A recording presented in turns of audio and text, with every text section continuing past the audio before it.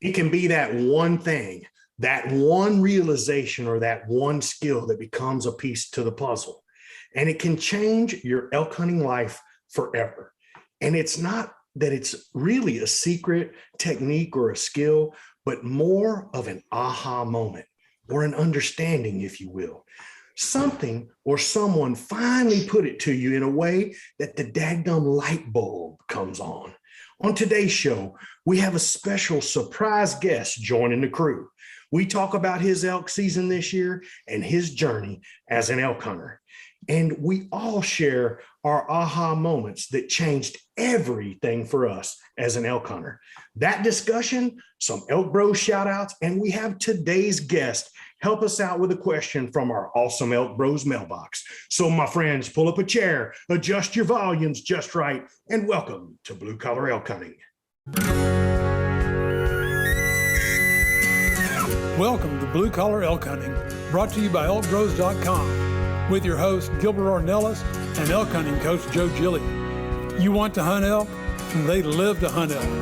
Their goal is to share with you what they have learned grinding it out for over 35 seasons, doing what they love. So come on into camp and set a spell. Welcome to Blue Collar Elk Hunters.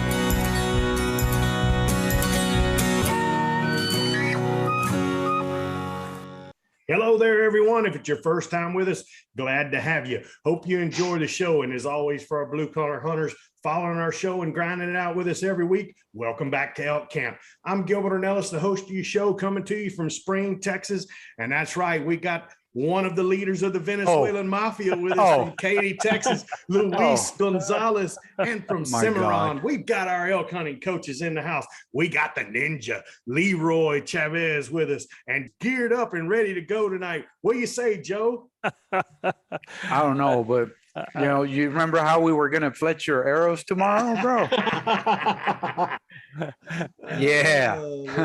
Hey, bro, do me a favor. Right, man. Hey, Gil, I want everybody to hear you loud and proud, man, because you are in one of the best moods tonight. So pull that mic close. Let's get ready to take off, because this is going to be a show. We have a special guest coming in. The suspense is killing me, Joe.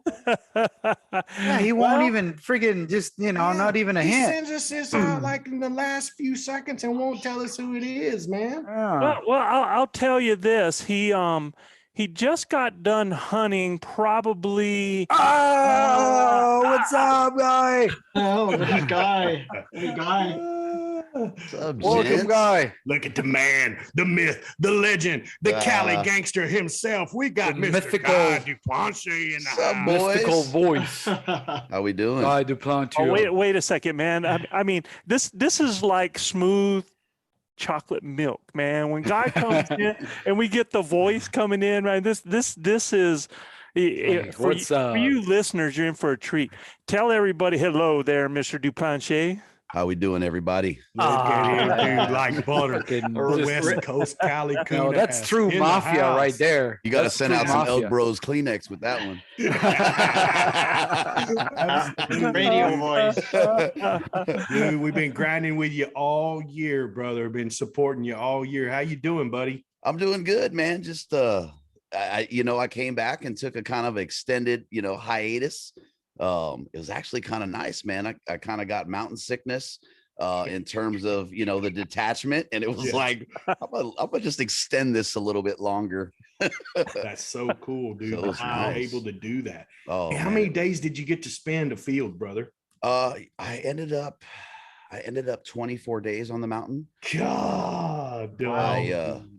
So jealous, man. Yeah, well, I guess we'll talk about that. But I actually came home, a few days early. I was staying the whole season, and I was telling Joe, we one talked night on the phone. Yeah. I was at camp one night, and it's kind of a late night. By the time I got back, and looked up, and it was just a beautiful night, man. I was sitting there eating, and I'm like, all right, I'm gonna pound this again tomorrow. And looked up and gave my nightly thank you to the man above, For sure. and man, I went to bed just at a peace, and then woke up the next morning and I started getting ready to go out in the field. And I looked around, I go, you know what? I'm good. That was a heck of a season. I'm out. And I packed up and just rolled home, man. It was the weirdest thing. Gotcha. 2 days later, I told my wife, let's go back to Colorado for the rest of the season.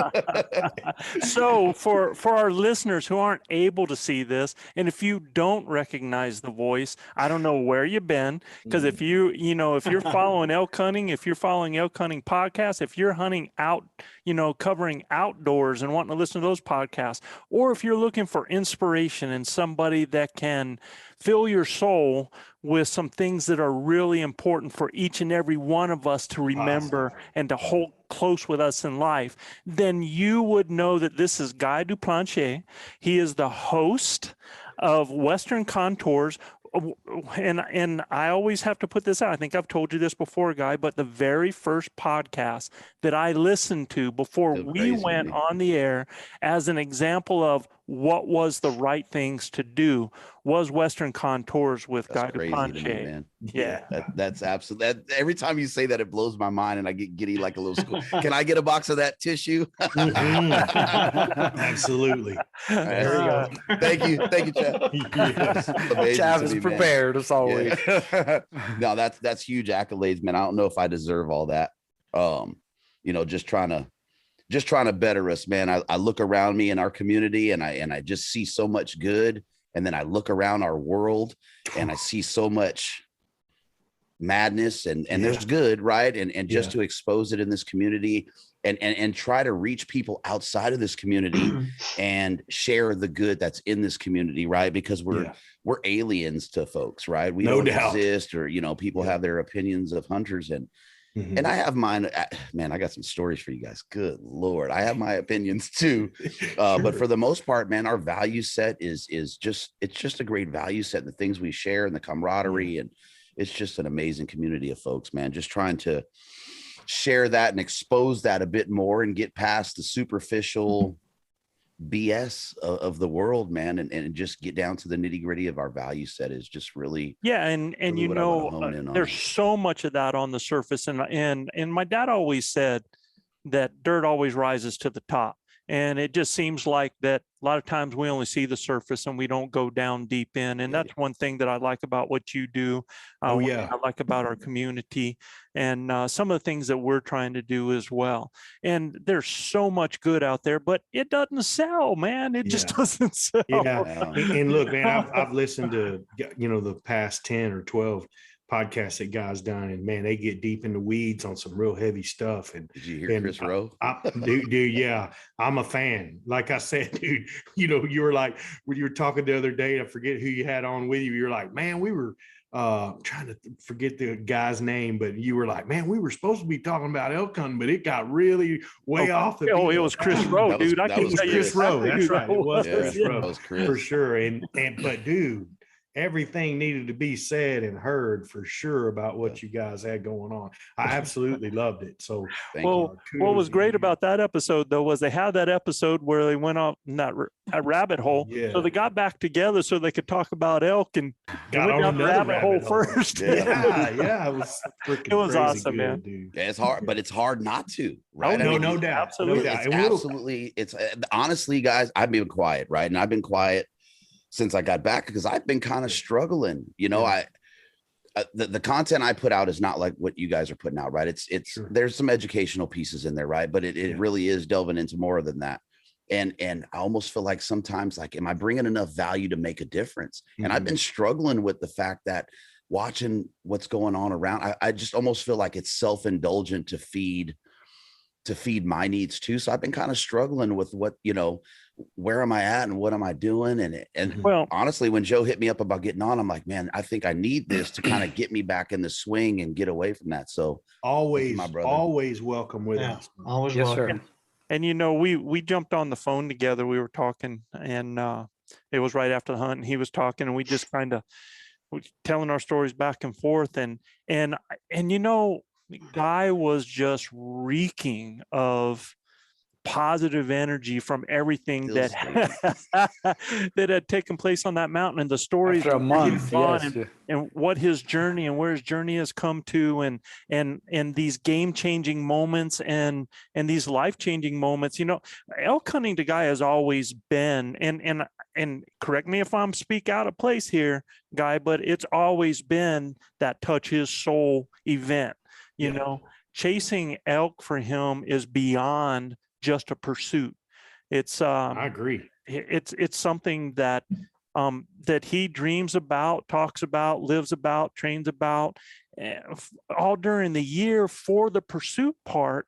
But it's what it brings to him internally, and helps guide his life the rest of the year, that I think is what his moth to a light is, man. I mean, that elk, that animal, that overused word of majesty. Yeah. But I haven't found a better one yet. No, man. there It's just, isn't. There really isn't a better word for them. I mean, they're Yeah. just, man, they're just fun. I when you said I reeked of it, I still stink. Like I still stink, man. And I've been just fighting it because I put all my eggs in that September basket at this point, right? And it's like everything that I'm doing, saving, planning, all that, it goes for September. Mm-hmm. And so I don't really, I take days here and there, like if I go to, a trade show, or if I'm doing like a math shoot and I'm podcasting, but I put my eggs in one basket, man. So by the time June, July, August, I'm an a-hole. Like I don't even want to be around myself, Yeah. So when you come back from that month, man, that relief that you feel from those months of just being so compressed and pent up because you're just itching to get away and spend that time in nature and God's country, and then with that majestic beast of an elk. Yeah. I mean, just, oh God. I know how you feel, brother. This year, amongst all years, one of the toughest years we hunted, but I'm going to tell you, after about day 4, normally you hit that wall and you're like, ooh, man, this is rough, right? Because big country, but man, I actually felt better as I kept going, and I felt like I didn't want to leave. When we left, I felt like I was just hitting the stride where, man, I was ready to stay another 10 days. You know what I mean? And I was like, God, I wish, and I got to figure this out where I can take off the whole month of September and go hunt. It's somewhere where I'm guiding, or whether I'm hunting myself or whatever. Man, I yearned to be in those woods, and be around those critters. It was, and look, I think a lot of it had to do with the guys that I'm with too. I mean, they're absolutely the best. I got to, rekindle a relationship with RC Knox, who's just an unbelievable fellow, so gracious. And when you're with the mafia, you're going to eat well, no matter what. But I mean, not if you're eating eucalyptus leaves. Eucalyptus leaves. Eucalyptus. I was dying when I heard that. I was like, that's awesome. I went to the gym and got on the Elklyptical. I was like, how many words can we come up? With and replace the front with elk? After I heard that, I was cracking up, man. No, it's just not. I'm with you. It's spiritual for me, man. It changes my outlook for the rest of the year. And but like you said about June, I'm ready. I need to get back in it because I'm getting a little cynical. I will tell you though, man. I think it was 24. Yeah, it was 24 days. The 24 days is a long time, right? And we're talking elk hunting days. We're not talking regular wake up, go to work, come home, chill out, hang out with wife, and then go to bed. We're talking 3:30 dedicated 10:30 every single day for 20 some odd days. You are, and you have those days where you are at the lowest low, like, why am I out here? Yes.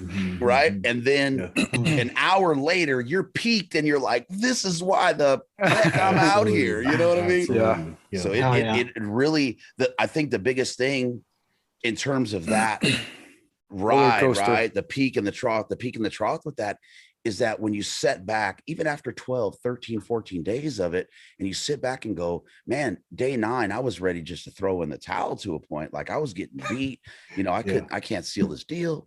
And then you realize on day 14, wow, that was 5 days ago. Where the heck did that go? But I got through those trials and tribulations. And as long as you keep that mindset and reminding yourself, hey, I got through that. You know what I mean? As hard as it feels at times, man, it is an amazing, it's the best roller coaster ride anyone could ever have. And I don't care how many seasons you get in or how much you could chase elk in September. It's the best roller coaster ride there is, man. Yeah, in, true. in my case, is I think I've shared many times in this podcast, is I hate working out. I absolutely hate it. I don't enjoy it. I don't Yeah. like it. And even after coming back from, it's been progressive, right? But even after coming back this year from elk camp, I didn't even take a break. Yeah. I On just it, I saw I that. started again because I just want to keep myself in a condition to where I can make my September enjoyable, and it's all because of September. Mhm. You know, it's Right. that's, you know, a wise man once said, you know, start with the end goal in mind, and that's it. And so my start is as soon as I get back. But to your point, just to drive back, it's like a hangover. It's like, you know, Yeah, I was man. in such a Yeah. cool high, and all of a Downer. sudden it's just like, man, I have to wait another friggin' year, you know, to live through these experiences again. You know, it's just Yeah. like, Yeah, and look, it's we hunt. You know, I mean, we hunt hogs and deer and turkeys and you name yes. it. If it walks on hind legs and flies with wings, we're after it. You know, so I mean, Right. but it doesn't compare. It just doesn't. You know, I almost hate admitting that sometimes, right? I know. Because I know. I feel guilty. I enjoy the heck out of my home haunts Yeah. and chasing these mule deer here. And we don't have huge herds in Southern California, and we don't have very big bucks. But Mhm. man, I absolutely love it. But it, by no stretch of the imagination does it compare Not to the same. Not the being same. in the- Man, in I the was elk just telling woods. the guys this past weekend we had an incredible hunt. We killed 7 hogs. I happened to kill 2 hogs with my bow on the same sit down. Beautiful shots. I was stoked. I was happy. Not the same. Just Like I it's said, I almost feel guilty, and Yeah. I Yeah. don't want people to take it wrong. No, And, for and sure. I don't We're know not that people sounding will ungrateful. understand. Yeah. I don't think you really get the gravity of what the elk pursuit does to your soul. No, I agree. You know what I mean? Like and yeah, there's people that are like, hey, I'm out there, I'm going to go arrow, you know, the first cow, right? It's a freezer hunt Sure. that's the weirdest thing to me when it comes to elk. But man, it'll tug at your, I mean, it gets down into the deepest reaches of your being, in my opinion, at least for Crazy me, cool, right? I'm man. speaking for myself. It's just, So- it's spiritual and religious and the whole nine, man. Yeah, absolutely. And I'm pretty fortunate. Like I've already heard from Chav saying I'm already missing the mountains. I mean, I've seen that already, and I'm pretty fortunate in that, you know, once that hunt's over, I get back up in the mountains and my guide season starts. So I'm spending all kinds of time with those critters, and I think that's one of the things that I've been fortunate to do that lets me see how these animals act full circle. I just don't see the September realm. I see Mhm. the before, the during, and the after. Yeah. You know? Right. Yeah. Yeah, and well, look, October's crazy. I mean, In New Mexico, May- right? That's peak, right? Is Yeah. this time in New Mexico is just Oh, yeah. screamers, right? This guy right here, the elk I was blessed to harvest this year, he was rubbing with pine, and he smelled like pine when I harvested him. So I made the, you know, this mount is really untouched, no taxidermy at all. I just kind of bolted it into that thing, and he still smells like pine. So when I get, you know, a Lonesome. little melancholic about the, you know, the mountains, I just kind of walk by and A sniff take a test. sniff, take a deep breath, man, and just transport myself to In the 6 mountain months, there. we'll see the little Christmas trees hanging off of it, so he still gets that pine scent. When I talked to a guy, I knew at that time that I wanted to bring him on with us, and especially with the journey that he's had and some of the things that we were talking about. I think he's excited to kind of, you know, decompress, get some of that stuff out, let some of those feelings come out.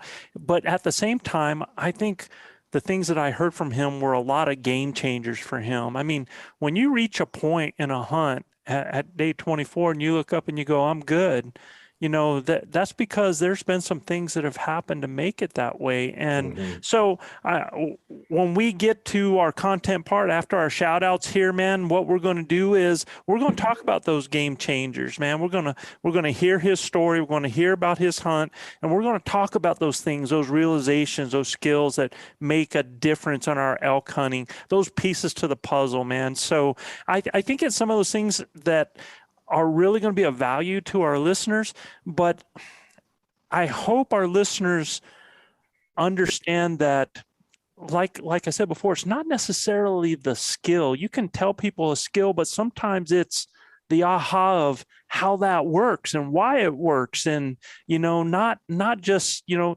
hear people say, well, go out and do this. And it's like, well, I did that. What happened? I didn't kill an elk, man. So there's something that clicks. Yeah, there's something, there it is right there. The light bulb comes on, and we're going to talk about those moments when we get there, man. So Gilbert, let's start rocking, bud. Guys, well, you know what time it is. It's time for the ElkBros shout out. If you're new to our show, this is just a shout out to a few cities with the most listeners topping our charts this week. And you know what, guys, before and I didn't even put this in for tonight. I found this, and I apologize to our brother Eric. He sent this in to me some time ago, and I don't know how I missed it, but with everything going on during September. Eric Aragon? Eric Aragon. Yeah, he sent a shout out into us that is pretty doggone cool. So here's this shout out. Hey, morning ElkBros. This is Eric. Hey, man, I got a special shout out today. You never know who you're going to run into in the mountains, but we got one of our blue collar guys here, and I want him to introduce himself and give a big ElkBros shout out. Yeah, my name is Bryce Haskell from Farmington, New Mexico. Give a big ElkBros shout out to all you guys out there in the elk hunting woods. Hey, man, we're going to hunt today together. We're going to try to put one of these bag boys down up on top of the ridge. So you know what? We'll see you on the next ridge, boys. Later. That is way cool, dude. All right, ElkBros coaches. So awesome. Eric Aragon. Way cool, man. Bumped into a gentleman from Farmington, New Mexico, and let him give a shout out to us, man. So that's pretty doggone cool. Pretty cool. I like that little New Mexico accent, man. I've noticed that, the folks I've met from New Mexico, they have that New Mexico twang, man. And I really dig that. Mm-hmm. Yeah. It's part Spanglish, part New Mexican. Yeah, pretty cool. For sure. I once described it as they sing their words. It's kind of, it's kind of like how, but I don't know now. I've been here so long. I think I'm singing my words too. Chav, right. Get us started, brother. Here we go. Okay, this top listening city was first named White River, then Titusville, before an event 4,500 miles away in an English county in 1870 prompted a new name change. An aphid invasion in Europe devastated the hops crop there, which made the hops crops here in Titusville invaluable, and the industry exploded. The city was renamed after the English county, which suffered the aphid invasion, and soon it became known as the hop capital of the world. Ironically, the reign ended by our own aphid invasion right here in the U.S. in 1891. But this city is also known as the lettuce capital of the world and home to carnation condensed milk. And this is Kent, Washington. Kent, Washington. Yeah. All right, man. So I'm going to play this foreigner here. The West What Coast is shows up. aphid? I hate them dang man. things, man. So aphids are a little flying pest, and they're the ones at least around here. They're little white flying pests, man, and they get on and infect leaves and your plants and get on your branches and whatnot and breed. And they're I think it's their feces, right? It is this clear, sticky mess, man. If it gets on the windows of your truck or something, such a pain in the tuchus to get off. I hate them. My neighbor had a tree out front, man, and he had them daggum aphids, and it drove us crazy. They actually feed from a plant and turn their feces that comes out is like a sugar. Yeah, and ants will actually milk aphids. Ants will take aphids and they take the secretion from the aphids and milk them for food for their colony. It's an amazing thing. It's the moo cow of the insect industry. That's a Yeah. heck of a symbiotic relationship right Yeah. there, buddy. Full That's circle with the Joe coming with the knowledge on that. yeah, man.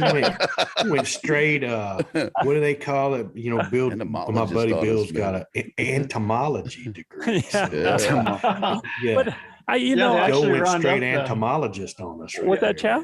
I was going to say the ants actually round up the aphids. and Yeah. Yeah. Yeah. Hmm. They farmed corral them. They basically Yeah. farmed the aphids, man. But I didn't know how to feel about this, that this town here in the US, after those aphids trashed the hops industry over in Europe, that they took the name of the place that got trashed and named it Brought there, it over man. here. Yeah. Jinx, Yeah. man. Kent, Washington. The cursed West, name. same thing. West Coast shows up, Joe. Well, I think what happened too was they suffered their own aphid invasion. I bet that place over in Europe brought a few of them little critters and said, "Hey, Sure could have come over on a boat, huh, Joe? yeah, absolutely, man." You bet you. All right, bro. Well, Joe, up next, our next top listening city was originally named Dibbleville in 1834 after one of its early settlers, but changed to Fentonville in 1837 after the lieutenant governor of Michigan. When it became incorporated in 1863, the name was shortened to its current name. The Shiawassee River flows through the downtown area, and there are 58 lakes within a 10-mile radius Wow. of this city, making it a water sports paradise. The city was home to the very first aviation school in Michigan, and none other than Fenton, Michigan, just north of Brighton, just south of Flint. Been through it several times, Joe. You handled that river name like a champ, bud. Well, I don't know. I don't know. that It's because I've actually been- kind of weak. I've been I up was just to- gotta through say. that river. It's actually kind of weak. How was it weak, man? I don't know, said man. I didn't feel it. man. All I know, if Too my much, town man. was called Dibbleville, I'd found another name for it too. I don't know. Well, them Michiganders, man, they got lots of, if you pull that up on your Google, they got lots of lakes around there for sure. And it's a beautiful country going up from north from Brighton, headed towards Flint. It's all farmland up through there. So Awesome. pretty cool stuff. Yep. All right. So, Mr. Duplantier, since you're from this state, let's see if you can tell us what town this is, man. This top listening city is located south of California's capital, Sacramento. It is home to a large number of wineries, wine cellars, and vineyards. It was founded in 1850. Have you figured this out yet, Guy? As I go Napa, along, buddy. you're still not, well, he's like wineries and cellars. That could be anywhere so far, right? Napa or Sonoma. Okay. It was founded in 1850 as a stagecoach stop for people traveling from the San Francisco area to the state capital. From 2004 through 2006, it was the fastest growing city in the United States due to Apple Incorporated manufacturing its iMac computers there. Anything yet come to mind there, Mr. Planche? No, This is Elk Grove, California. I didn't realize Elk Grove was booming like that. Elk Grove, yeah, just south of Sacramento. Yeah. What it seemed like that boom happened in about really 2 years is when it Yeah. happened.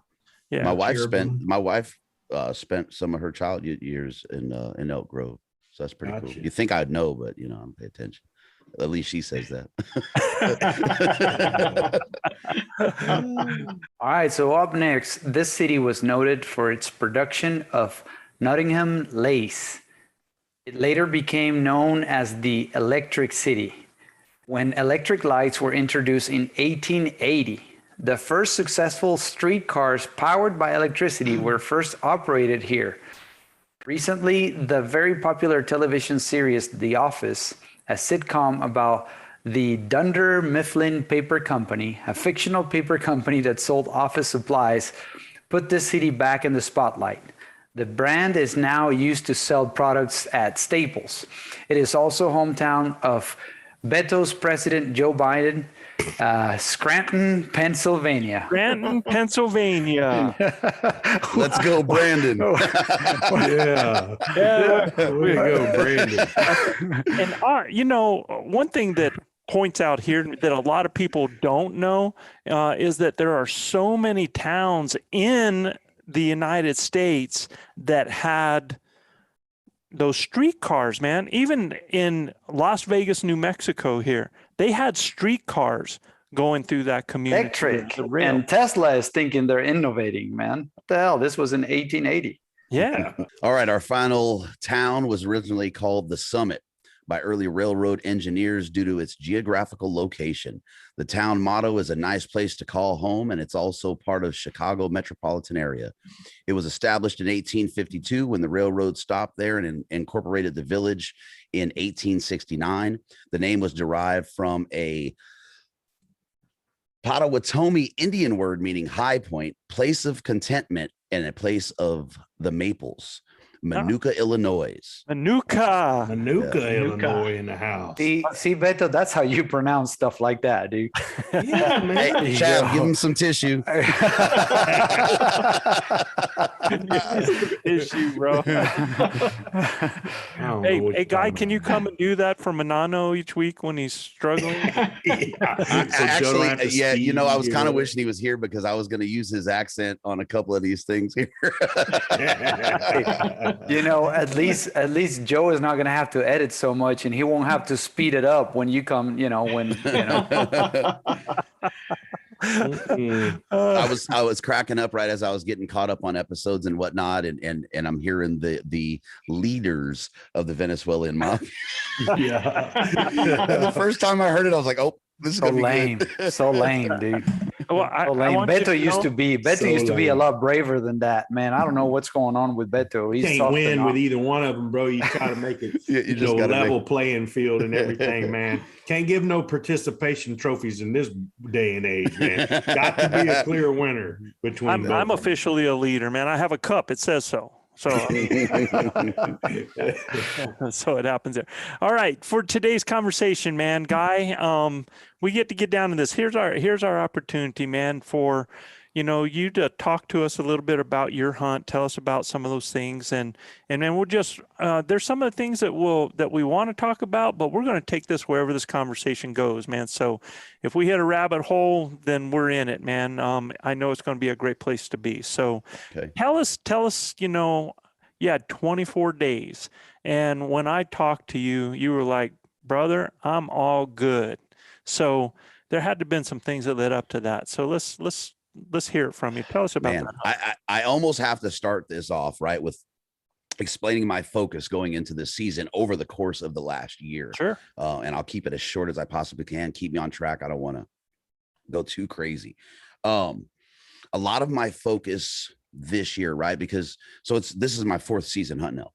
Okay. So everybody that's listening is clear. And the first season I walked into the woods, piped off, elk answered, like 8 of them. Buddy cow calls, elk runs in, he's dead. I mean, it's 7:30 in the morning.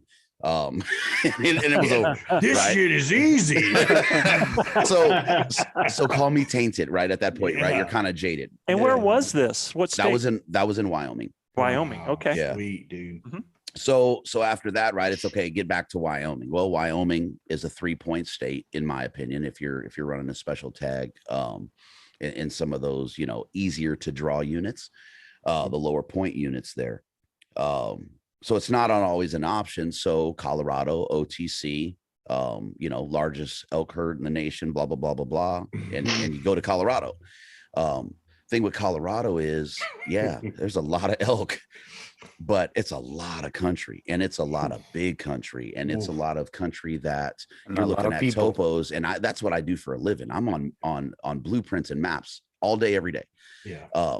But you get out into some of that bigger country, and man, it sometimes it's needle in a haystack. And I haven't had a problem so much being in the elk, but understanding where I'm at in elk, Yeah. where the elk are at and why they're there on the landscape, right? Mhm. And the communication aspect of elk. So I went into this season and my focus was, okay, I know how to find them. I know where they exist on the landscape. I know how to look at the preferences in terms of what they're looking for. But the problem has been the communication, right? Not Guy, let me interrupt you, man, because I Uh-huh. think you said something so like that just, yeah, it just resonated with me. You said never really had a problem being in elk, but where I was at with elk. Mm-hmm. There's a huge difference there. There's a huge gap in between the two. But,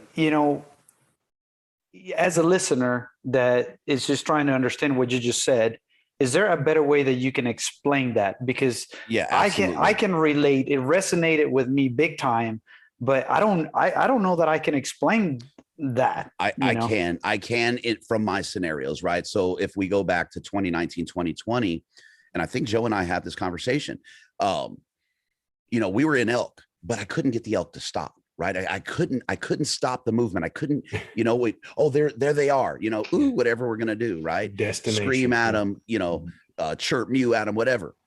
But those elk would not stop. Right. Well, on the landscape, we were in the right spots, right? We were in the right place, so to speak. But what we were doing is we weren't at A, nor were we at B. We were in the middle of A and B, right? Elk have a place where they want to be, and a place that or a place where they were, and a place they want to be. Yeah. We're hunting transition. So I liken that to hunting on a freeway, right? Try and stop a car on the freeway when you're standing on the shoulder. Yeah. Not likely that car is going to stop, right? And that's how I likened it. So understand there is a way. How long did it take you to understand that? 2 years. We're in a transition. 2 years. Yeah. It was 2 seasons, right? And so the first time we were there for 11 days. We were planned 16. My boy was done, so we came home at 11. Yeah. And I didn't get it, right? And it was just like, man, I don't know what was going on. We had a chance encounter where that was the closest we were. Range was wrong, went right over the back of a stud bull. And then the next season, that was 21 days, I think it was 21 days. And, first part of the season, we're with a group, and it's hard to hunt in a group of folks. I mean, that is just, tell me about it. Yeah, that's just another conversation, right? Don't do it is my opinion. And the wife come out and she was there with me for a little while, and I started to see things. I'm like, okay, let me figure this out. But I still didn't have it, right? It was like, okay, what I was trying to do was pattern them. There's these 5 benches, and the benches are just tiered down this hillside, right? The water's plentiful. And it was basically, their nighttime area, be it feeding or whatever, to their bedding area for that day period. Well, we always stayed in between A and B. I'm gonna get on the screen there. It didn't matter what bench we were on. I could never stop them. Yeah. I came home after that hunt. I walked in the house. I sat on the couch, took my shoes off, and I laughed. And I go, that was the freaking problem. I'm hunting. And that's exactly what I said to me. That's the problem. I'm hunting on a freaking freeway. Yeah. I'm hunting them in. I think I called Joe, and I called Michael Batiste, and I'm like, I was hunting on a freeway. I'm hunting in the transition. The whole time I'm there, I couldn't understand why I couldn't get these elk to participate in my game plan. It was almost like, again, you were in elk, but you could not interact with them. Right. You couldn't have that interaction to where you felt that there was a connection for you to kind of, put them in the position that you needed them to be. Well, and where you were with them at, they were rolling, man. They were just starting their transition, or they were at the end of it. They were in that middle part where, those cows got their nose to the grindstone, and that bull's question here. Here's a question for me, though. I mean, and I'm sure, somebody will be asking, so does that mean that we rather not hunt in transitions? Because I believe that really understanding elk behavior, understanding how to call, and obviously once you get to a better understanding of their behavior, you just need to know how to hunt those transitions. Right. It's an evolution, right? It's an evolution of hunting, right? Sure. Exactly. But here's part of the problem, and Beto was kind of talking about it, is you're hunting them in the middle of where they want to be. Well, what happens is, we say it, and I said it this year. I was doing little videos here and there, right? Don't leave elk to find elk. Well, that will stump a guy or gal, right? Because now we're in elk but we don't realize we're in between A and B, but we're in elk here. So we don't want to go further, right? Well, where are they going, dummy? Stop hunting in the middle, realize where you're at, right? Yeah. You're not leaving elk to find elk. You're just Going you're where they following them, you're are. pursuing Yeah. them, you're going to where they Yeah. want to be. Yeah. And that was one of the things we didn't, if you don't know what you don't know, That's right? right. And Really it's important. very difficult with the flood. And I say that, but I'm just generalizing the flood of information that's available on elk hunting, right? And this has been my problem, and it may not be a problem for someone else.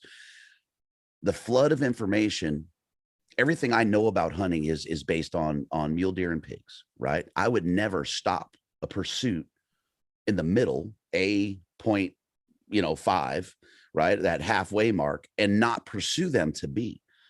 But because of the things we hear and, what's being presented to us and not understanding what is being said or have it not spelled out and not having the experience, I was thinking that I'm not going to leave this area because I'm in elk. Well, I wouldn't do that on mule deer or pig. I would pursue them to the end point and kill them. It just, it's the weirdest thing how it works. Well, and you ended up with a small definition of being in elk. It's because I had passed you by. It's an encounter spot. So you Yeah. had a spot where you were having an encounter, but you had no control over that Nothing. encounter. Exactly. So the definition of being in elk is not defined to being that defined encounter location. Interacting with them. It's not that they come through this trail every day at 12 o'clock, so I'm only going to be on this trail. It's so I hear what you're saying on that, and I think a lot of people are like that because when they get in that area, and then you've got that bull that's coming through, and the bull is sounding off. They give a cow call. The bull has a whole bunch of cows in front of him, and he reacts to you because he's saying, come over here. Come on. Right? Come on. Yep. And you hear him not knowing the language, and you're like, oh, he just sounded off. I'm setting up. I'm going to call him bugle in. back at him. And all of a sudden he gets further. Yeah. Especially if you bugle at him. What did I do? And- What did I like, say hell with that, wrong? there's another That's bull down exactly there. right. People are like, Yeah. what did I do? I scared him away. Exactly. He's running Not from me. necessarily. And absolutely not running from you. He in He's fact, going to where he was going. Yeah. he All the was time. just following where the He's cows are following a going. lead cow. That's it. Oh yeah. Yeah. Oh yeah. The cows are determining that, and he might have even stayed there for a second and engaged verbally with you.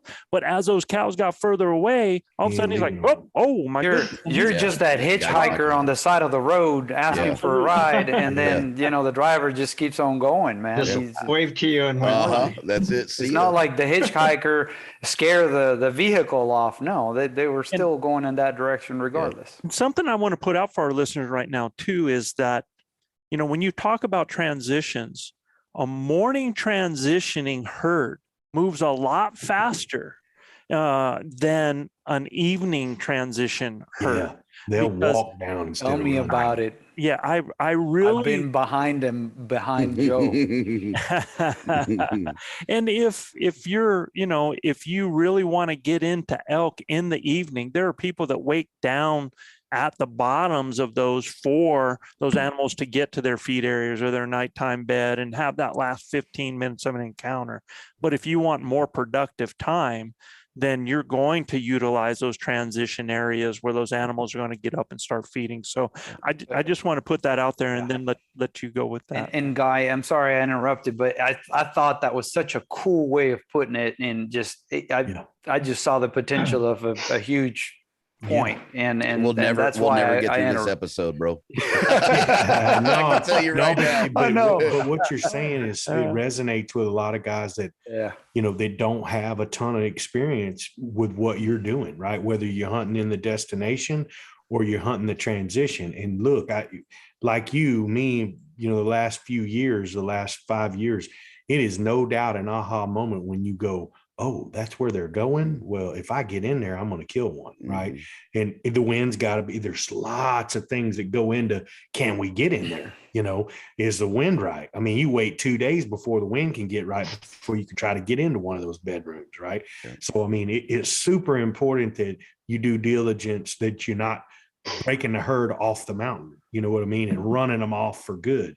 So I'm sure you've you know, a lot of that's trial and error for you too.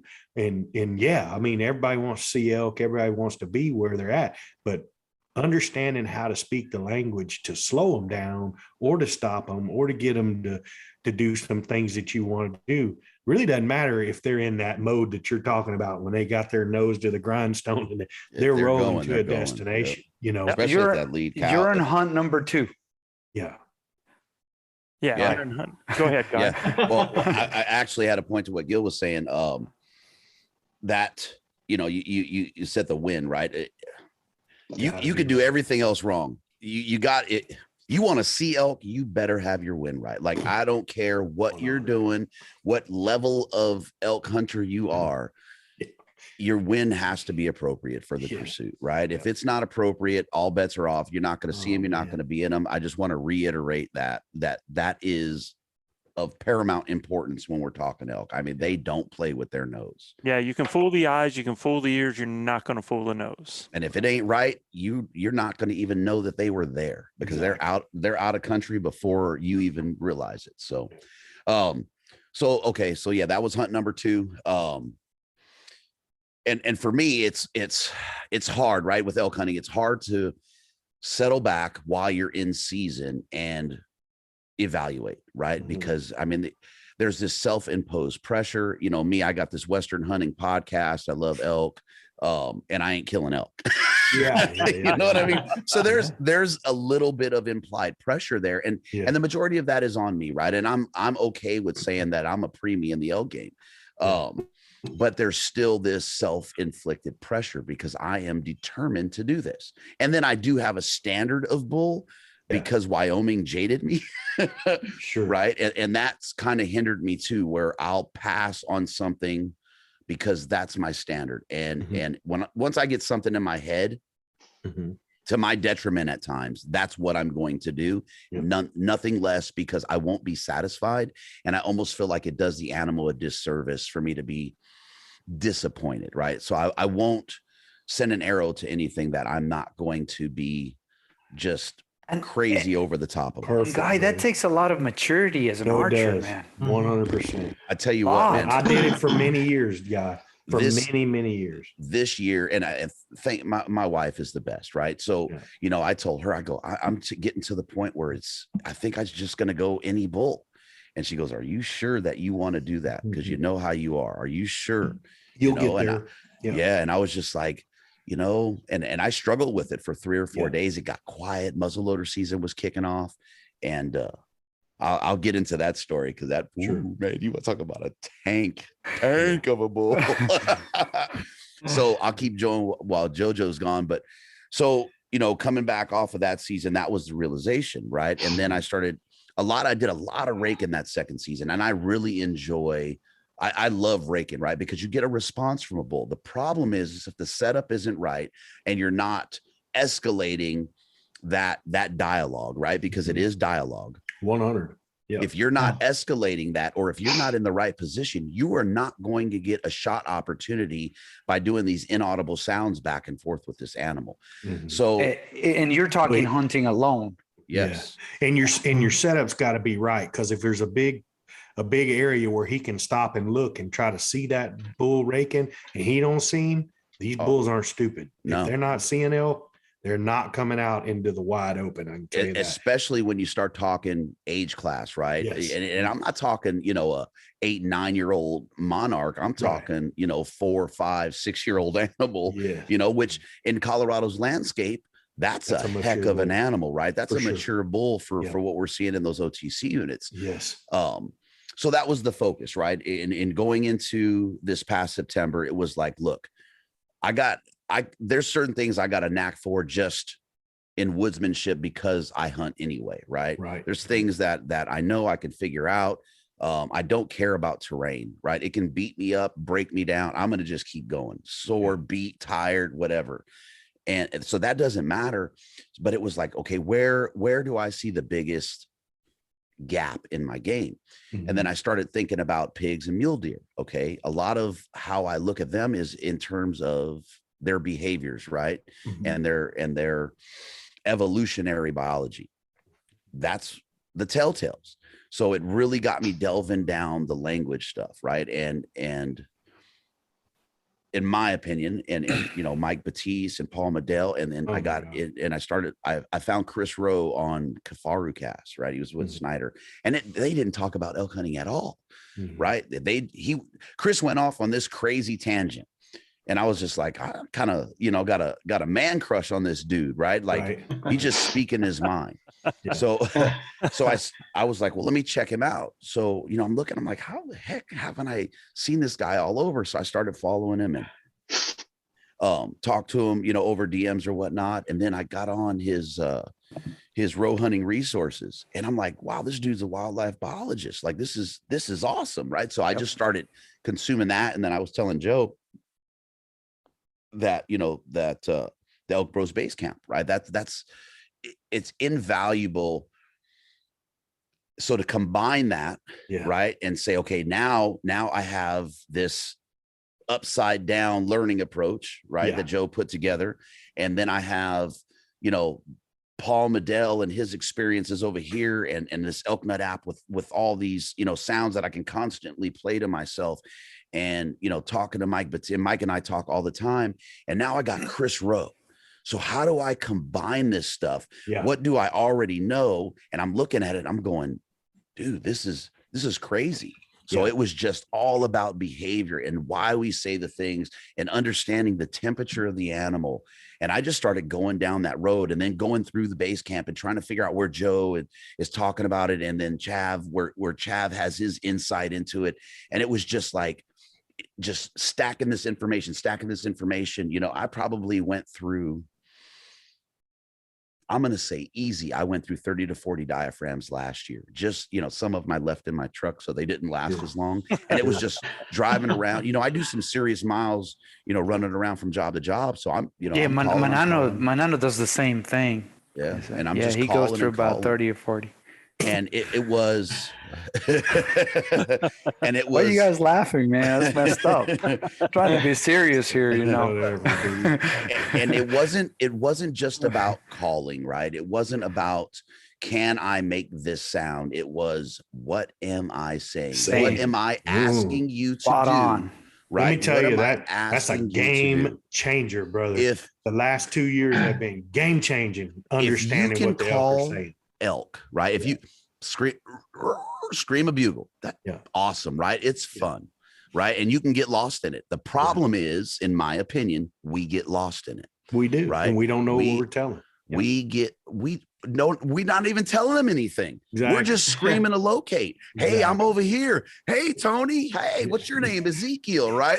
You know what I mean? It's like the two dogs you've seen on TikTok where they run up and go, hey, who are you? Hey, I'm Tony. So I think Chris Rowe makes an analogy of somebody in the supermarket, you know, standing up in the middle of it and just talking about talking about when somebody screams something, screaming something that has nothing to do with the fruits that are around them, right? So people will be like, what the heck, this dude is crazy, I'm going to get away from them, versus hey, we got low prices and these fruits right below me, who wants some? And then you actually bring people in. So that to me was a great analogy. What Guy's saying is you're exactly right with all of that, Luis, but he's saying, you know, so many people get lost in just making this a bugle sound, and they want it to sound raspy on the front, and they want it to sound like this, and they want to scream something on the end, and it sounds like a great bugle, but in the world of elk, it's not matching. So I can tell you this year, Guy, I could tell, I don't know, 10 bugles that I heard, I knew exactly they were hunters. Elk don't bugle like that. They don't use that bugle for what the purpose was, right? Mm-hmm. These are roundup bugles that are really hard all of a sudden. I mean, there is no broadcast. I mean, you're just not going to see a bull doing a big roundup and all that right from the get-go, you know? It's just not going to happen like that. So, I mean, RC and I would look at each other and go, man, that bull it's got a big roundup to it, and, you know, nothing at all. It sounded like he was trying to be in the middle of a herd, and and you know for a fact that that's a hunter, because elk just don't do it like that. Well, and then on top of that, Beto, you have to add the fact that we soon realized that the population of elk where we were hunting wasn't very talking thick. anyway. Exactly. Well, it wasn't very thick either. I mean, with the elk we had spotted, I mean, there were no more than 2 or 3 together, if that, so we knew that they weren't herded up yet.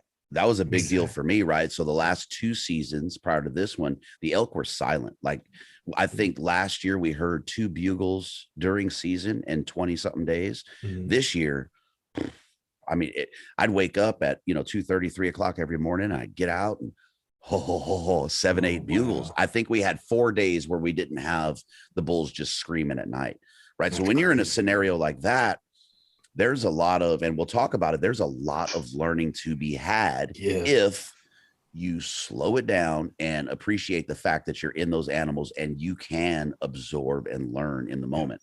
So going back to, those lessons from last year. So imagine taking that evolutionary biology and the discussions that Chris has in terms of why elk are saying what they're saying. And then he breaks down the sounds, the length of sound, and why this sound, what that sound, and basically explains how to talk the language, learning a second language. And taking the ElkBros information and the scenario-based reading and looking at those situational aspects of it and putting the two together. Gold. If I had, and I'm not being arrogant, you would have had to tie me up and beat me over the head with a chain and a bat to tell me I wouldn't have killed a bull within the first 10 days this year. Yeah. I mean, that's how confident I went into season with taking those 2 resources, understanding where I'm at in the game, and then combine. Oh man, I felt like game gets nothing calm. wrong. Oh man, it was just unbelievable going into season. How well did it apply in reality? Dude. Okay, For the listeners, guys' eyes got super big, man. Okay. So I called in for myself 13 bulls, some of those bulls multiple times. I called in busted elk. I mean, 8 to 12 animals busted, running 300 yards to private. Lead jumps over. I called them all back to shooter, every single one of them. Right. And there is absolutely zero way that I could have done that if I didn't combine those resources, period. I don't care. I would have had to been in the woods for 5 more years to understand what I needed to say, just if I based it on my own experience. I couldn't have done it. I absolutely could not have done it. But using those resources, I knew what was going on. I didn't see a bull there. Right. And that's, and I'll just say it, right. So what happened is for the first 5 days of my trip, I just played caller. Brandon Waddell, we had the same tag and I just played caller. Right. I was Brandon's caller and I'm like, dude, I smell elk heavy. And he goes, well, I'm going to creep down. So he creeps down, wind is right. And then all of a sudden I just see this herd bust out and we're hunting Quakies, mind you. Okay. And that's a whole nother ball game. I mean, you want to talk about another ball of wax. Hunting the Quakies is no joke. So Brandon goes down and I mean, he just bust this herd out and to no fault of his, right? We were right on top of them. You could smell, I mean, it was just like, woo, the sweet smell. And they bust out. Well, when they bust out, I see cows, I see spikes, I see calves. I don't see a bull. So how am I going to get these animals to turn around is the first question you got to ask yourself. What are they doing? What do I see? Evaluate the situation. Guess what I did? Boom, I hit them, right? Roundup bugle. That lead cow had already jumped private 300 yards away. The other elk turned, looked like, oh, there he is. She jumped back over. I kid you not. They walked directly back to me, came up the hill, and they were 30 yards below me bedded. I mean, it was BA. I'm gonna keep it clean for the ElkBros. It was BA. I was like, yeah, I just did that. So, you have these scenarios playing out, and as long as you can stay focused and remember what you learned and not let that emotion and excitement get the best of you, you're going to win in those calling setups, right? Yeah. You can absolutely win. You could beat everything because you know the language. You're telling them, hey, I want you back over here, right? Yeah. Round them up. They came back without hesitation. I had a bull that did that. We played this. It was a great 6x5, man. Beautiful, beautiful rack. And we're going up. We come down a ridge. We drop down in this drainage, come back up. Well, as we're coming back up, right as I smelt the elk, boom, herd blows out. I mean, they just blew past, but they ran right by us. Well, same type of scenario, right? It's all cows. And we're sitting up there. I said, well, we set up and we can hear a bull. So I go, well, here we go. Cows are gone. Okay. The cows are gone. And I have this bull screaming. He's talking. He wants to know where his cows are. Hi, I'm right here is what I said. I am over here. So he hits me and he's like, well, I want you over here. No, I want you over here. I'm your lead cow, assembly mew, right? Chirp, assembly mew. And you could just hear him coming. And I'm like, Brandon, do not let me say anything for 15 to 20 minutes. Get set up. He's coming. And man, 12 minutes exactly. I hear, I'm like, oh, and then I hear he's coming. And I look, I'm like, what the hell's Brandon doing right behind me? He's supposed to be set up on the other side of this thing. So this bull's coming in and I'm looking and I'm probably above him upslope about 2 feet. And I'm down like this looking, I'm watching him come in. I'm trying to see his rack and we are eye to eye. He has no idea I'm there. I'm looking at his brow line and I'm like, whoa. Well, my shooter got impatient, come out of his lane, comes around. And when this bull comes in, my shooter's 12 foot off of my 9 o'clock. We're in Quakies, right? I'm hiding. I'm in Quakies. I'm in the bedding area calling this bull, telling him, hey, get over here. He comes and he's walking, right? He's coming through. And I'm like, oh man. And I can't see his whole rack, but I'm like, this is a good bull. He has some decent mass and he has these cool, like crazy, like flame looking deals going on, kind of crabby looking, like almost palmated in between his tines. And I'm like, man, and he's coming. And then he turns, he circles, he brushes the ground. And I'm like, what? And he goes, boom. And all you hear is him thump. And when they lay down, when they bed, they go, boom, right? And he beds. And I'm like, what? He's 5 to 7 feet away from me. And I'm like, this bull he just did exactly what I asked him to do. Yeah. Right. Again, going back to understanding the language, this bull bedded. I called him to the bedding area. I said, get over here. We're in the bed. I knew the cows were gone.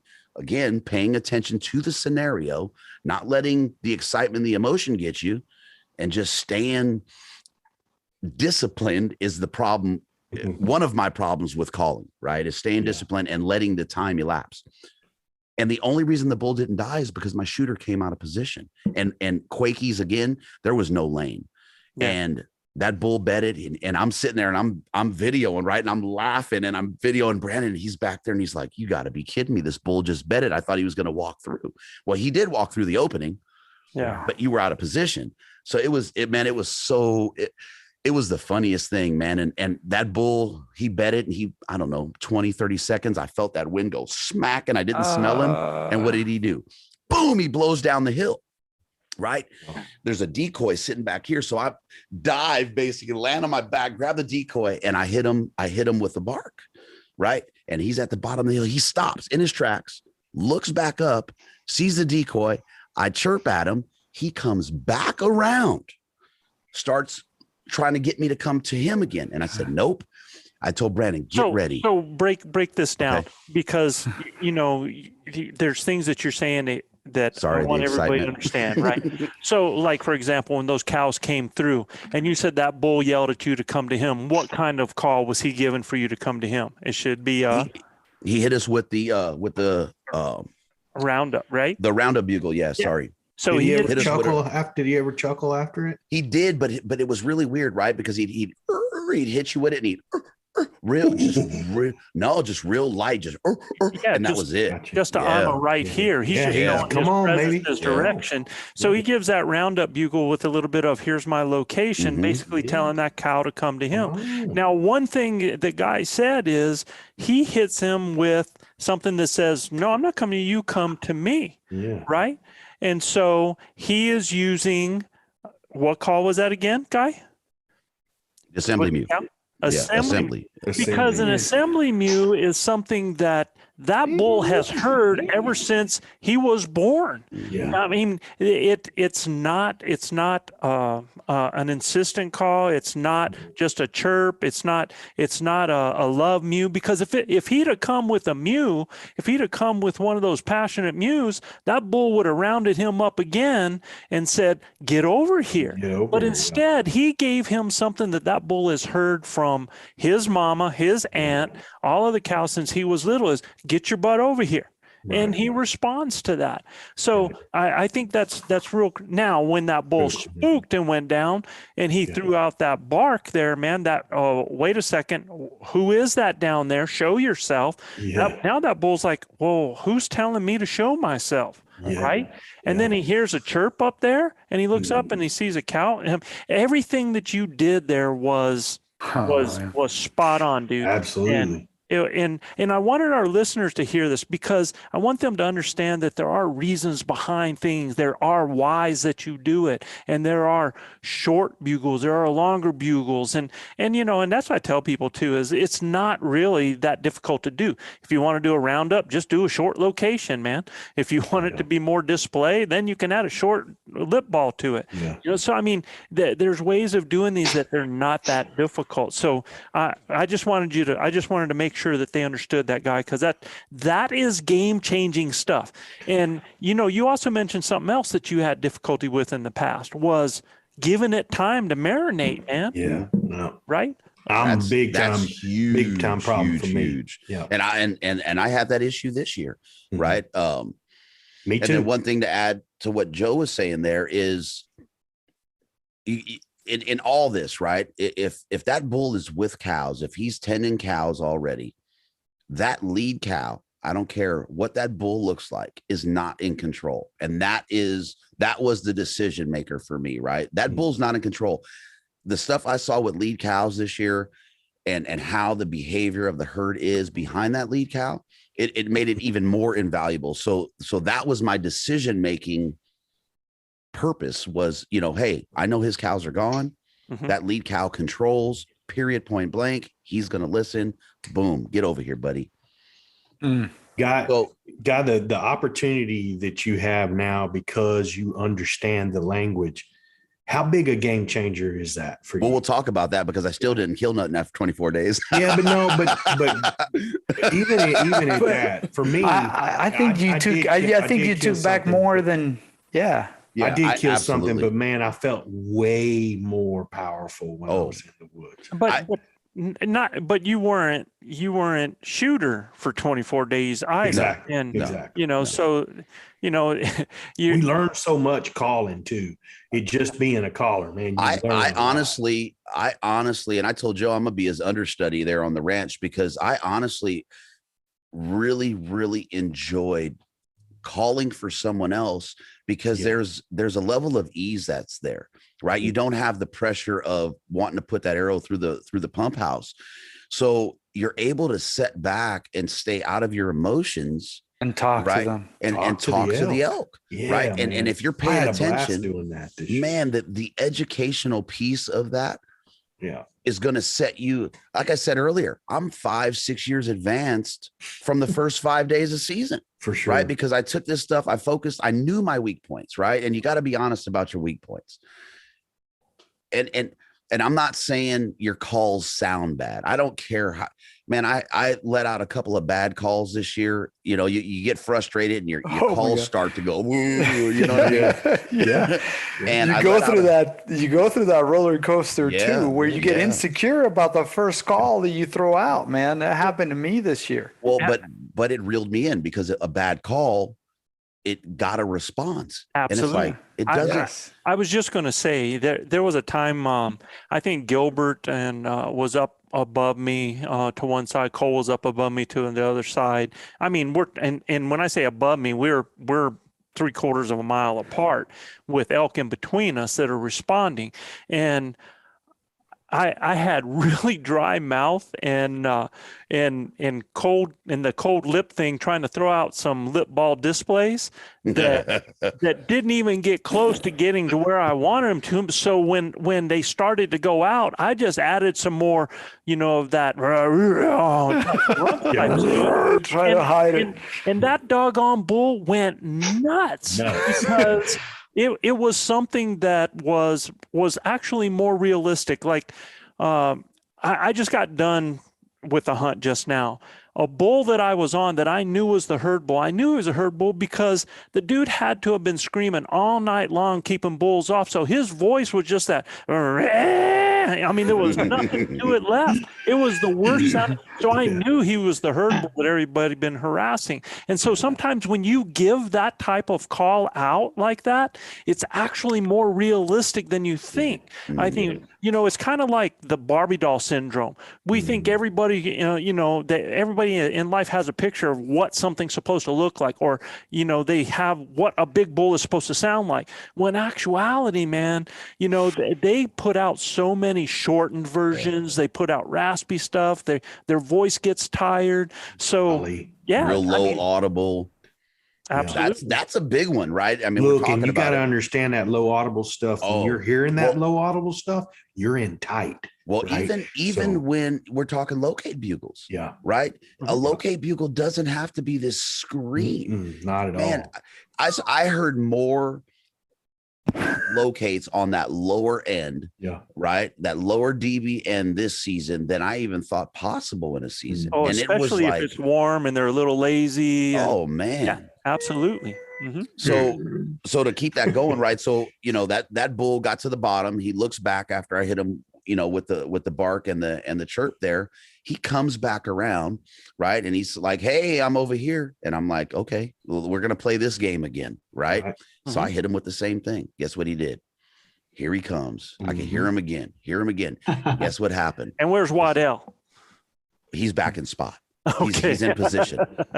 Well, then I hear his cow assembly mew. I go, "We're done." Just turned him around. Well, yeah, she assembly mewed him, and she was maybe 40 yards from me. She assembly mewed him, and that was all she wrote, right? Because he knows her. He thought that was me, but he knows her. He just went to them, and they went.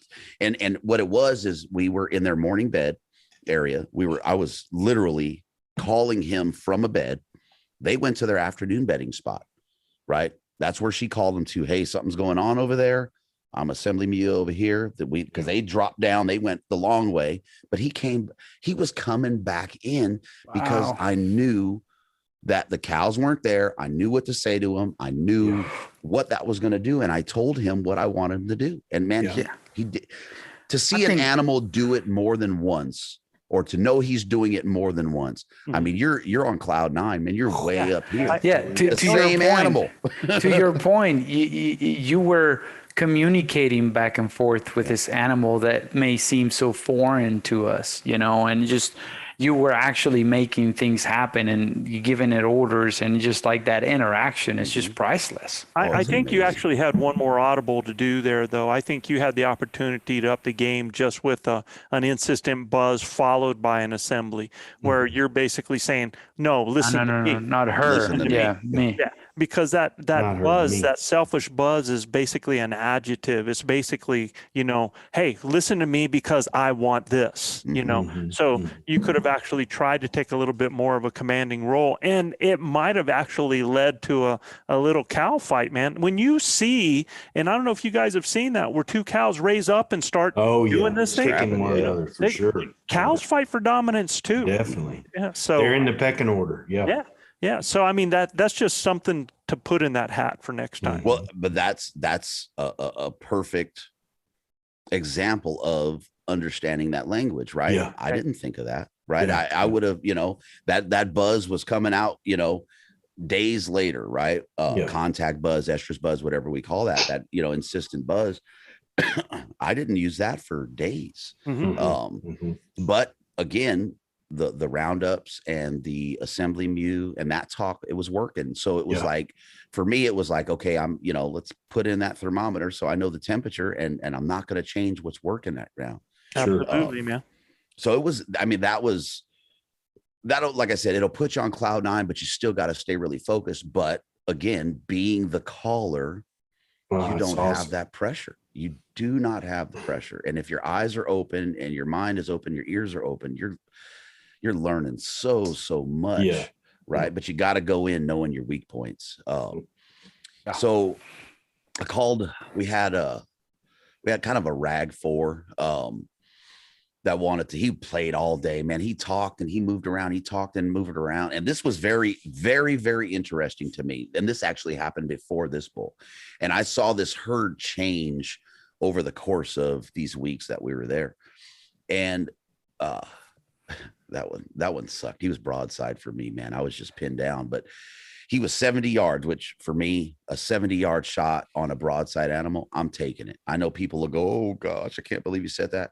My archery ability, I have no issue with that type of shot on that size of animal, right? I would take it on a deer, to be honest. And then that's just proficiency with my weapon. Somebody wants to talk to me about it, message me, but no, but I mean, you just mentioned you got to understand your weaknesses, but you also understand your strengths very well. That's one of mine. And that's where you got to play. Yeah. Well, that's one of mine too, buddy. You get me within 80 yards of an animal, they're in serious trouble. As well as understanding the body language of that animal, how relaxed they are, what they're doing, unaware. Yeah, absolutely. So we're in this, again, we're in Quakies, right? And we come down, this bull's, he's just talking and talking and talking. He's moving around, and there's 3, and nobody could see it. So there's 3 finger ridges coming off of a crescent moon ridge, right? The easiest way. And as these ridges come down off the crescent moon, the tips of them, they get closer and closer together. So we work these 3 ridges, and I'm like, man, he's over there. So we head over, and in this bottom, it's kind of sparse, right? You'll have, a little scrub oak here, a little scrub oak there, and they're probably 7 to 8 foot tall. So Brandon's moving around. He's basically going from my 6 to my 1 o'clock because the wind told us to. And this bull is, basically at 12:30 in that picture. So he's coming around, and I can no longer see Brandon. He's in the thick, and I'm calling, and I'm like, okay, let me move in a little bit. I can't really see up here. Well, as I'm moving in, I see this bull, and he's looking down. And I'm pinned at this point. I mean, I can't move a muscle, right? And I'm like, man, I hope Brandon. So I get my rangefinder out, and I'm like, he's 70 yards, right? The last time I saw Brandon, he's 30, 40 yards. I'm like, man, if he could see him, he's going to get a shot. This bull turns broadside to me and just starts chuckling, right? And this is a little rag 4. He's probably 2.5 years old, and he's just chuckling, right? Just broadside 70 yards. I can't move. I cannot move. And we played back and forth for about 6 or 7 minutes, and he didn't see anything come out of them, out of the Quakies. So he just decided, I'm turning around and I'm walking away. Brandon never saw him. So you didn't have your bow? Mm-hmm. You did. I couldn't do a thing. I was pinned. Well, why didn't you draw? Wide open. I was wide open. That's okay. Why didn't you draw? Well, one, because I didn't know where my shooter was. I didn't know if my shooter had opportunity, if he was seeing the same thing I was seeing, or what the deal was. I had no idea because I didn't have line of sight of my shooter. Right. So by the you time, did say 70 yards, right? Yeah. So by the time I realized that Brandon he didn't have a shot, that bull was turned around and he was walking away. Yeah. And he didn't bust out. So I said there was something interesting that happened. So it was a trip, man. And this is just a broader, kind of jumping way ahead of this. But as season progressed, I watched this herd grow, but then I watched the dominance start to really come into the picture, right? Where we started off with this rag 4, then we got the 6x5, and then a larger 5. And then we have the 6, and then me and my wife are coming across when she's there, and there is a freaking Nissan pickup with antlers driving across the flat, and it was just like, A Look super at this, duty. dude. Look at the size of this elk. That elk ruined my season. Because once you see an elk like that, Yeah. and you're in these scenarios and you're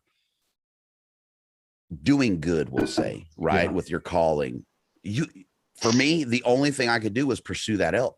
Yeah. And that SOB beat me time and time and time again, to the point where I'm walking away in the evening and I'm laughing and I'm like, this dude is just that much better. But there's a reason that dude was the size of a Nissan pickup. Yeah. Oh yeah, they don't get that. They don't get that big being stupid, man. Mm-mm. So But and then they've got a lot of help around them too. and what was the date of that incident there in the which hunt? one? That when you came across that big truck, That big bull? Nissan Elk bull. Oh, that was probably my wife's third day. I think she got there on the 10th or 11th. So right around the 13th or 14th. Yeah. The So Nissan this bull. bull's already been called at. You know what I mean? Yeah. So he's not on his first rodeo. Well, yeah. Well, he's been called at years previous. This I'm area that we're sure. hunting in, Right. there is Yeah. the muzzleloader guys came in, but those guys aren't calling. They're sitting water and, Right. So Driving the around. calling was going on was me. Well, you shouldn't have mentioned those, but that's a whole other rabbit hole too. That muzzleloader thing. So we're gonna get. Maybe you need to invite us on your show for that discussion, dude. Because I'm not. We won't even go there on this one because I don't want to upset your listeners, because I saw some stuff that infuriated me.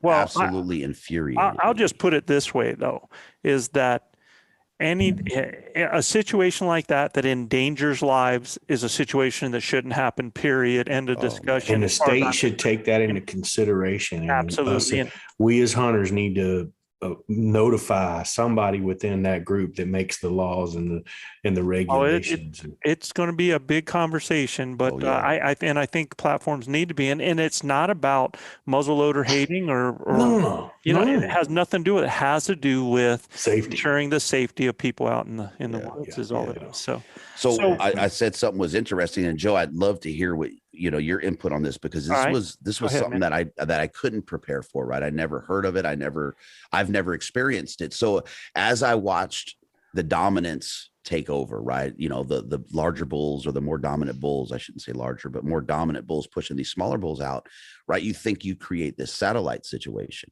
Right. Well, as the cows started to gather and we got more cows, what ended up happening, and this is one of the things that made the season difficult, is that we never saw a situation where we had sats. Okay. Wow. What we had was what I called a micro herd. So we have this dominant bull and he's holding the majority of the cows, 12, 14, 15 cows. Well, then I have this rag 4 that got pushed off of what started off as 8 or 9 cows. Now he's holding a cow or 2.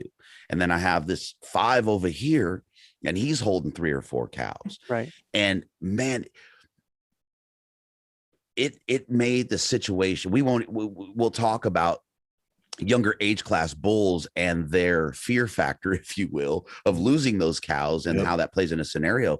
But it was very interesting because it's like, okay, let's get in here and let's, lost cow, lost calf, and let's play some sats. Well, then you realize these aren't satellite bulls, they're holding cows, and they are not running in as we are taught, right? Or the information that we're consuming is telling us. So more like hey, they're sats. comfortable with what they got and they're good with that. Well, and they're going to hold what they got. Right there it is, right? They're going to shut up. The threat of losing those cows, and man, this is experience from this year.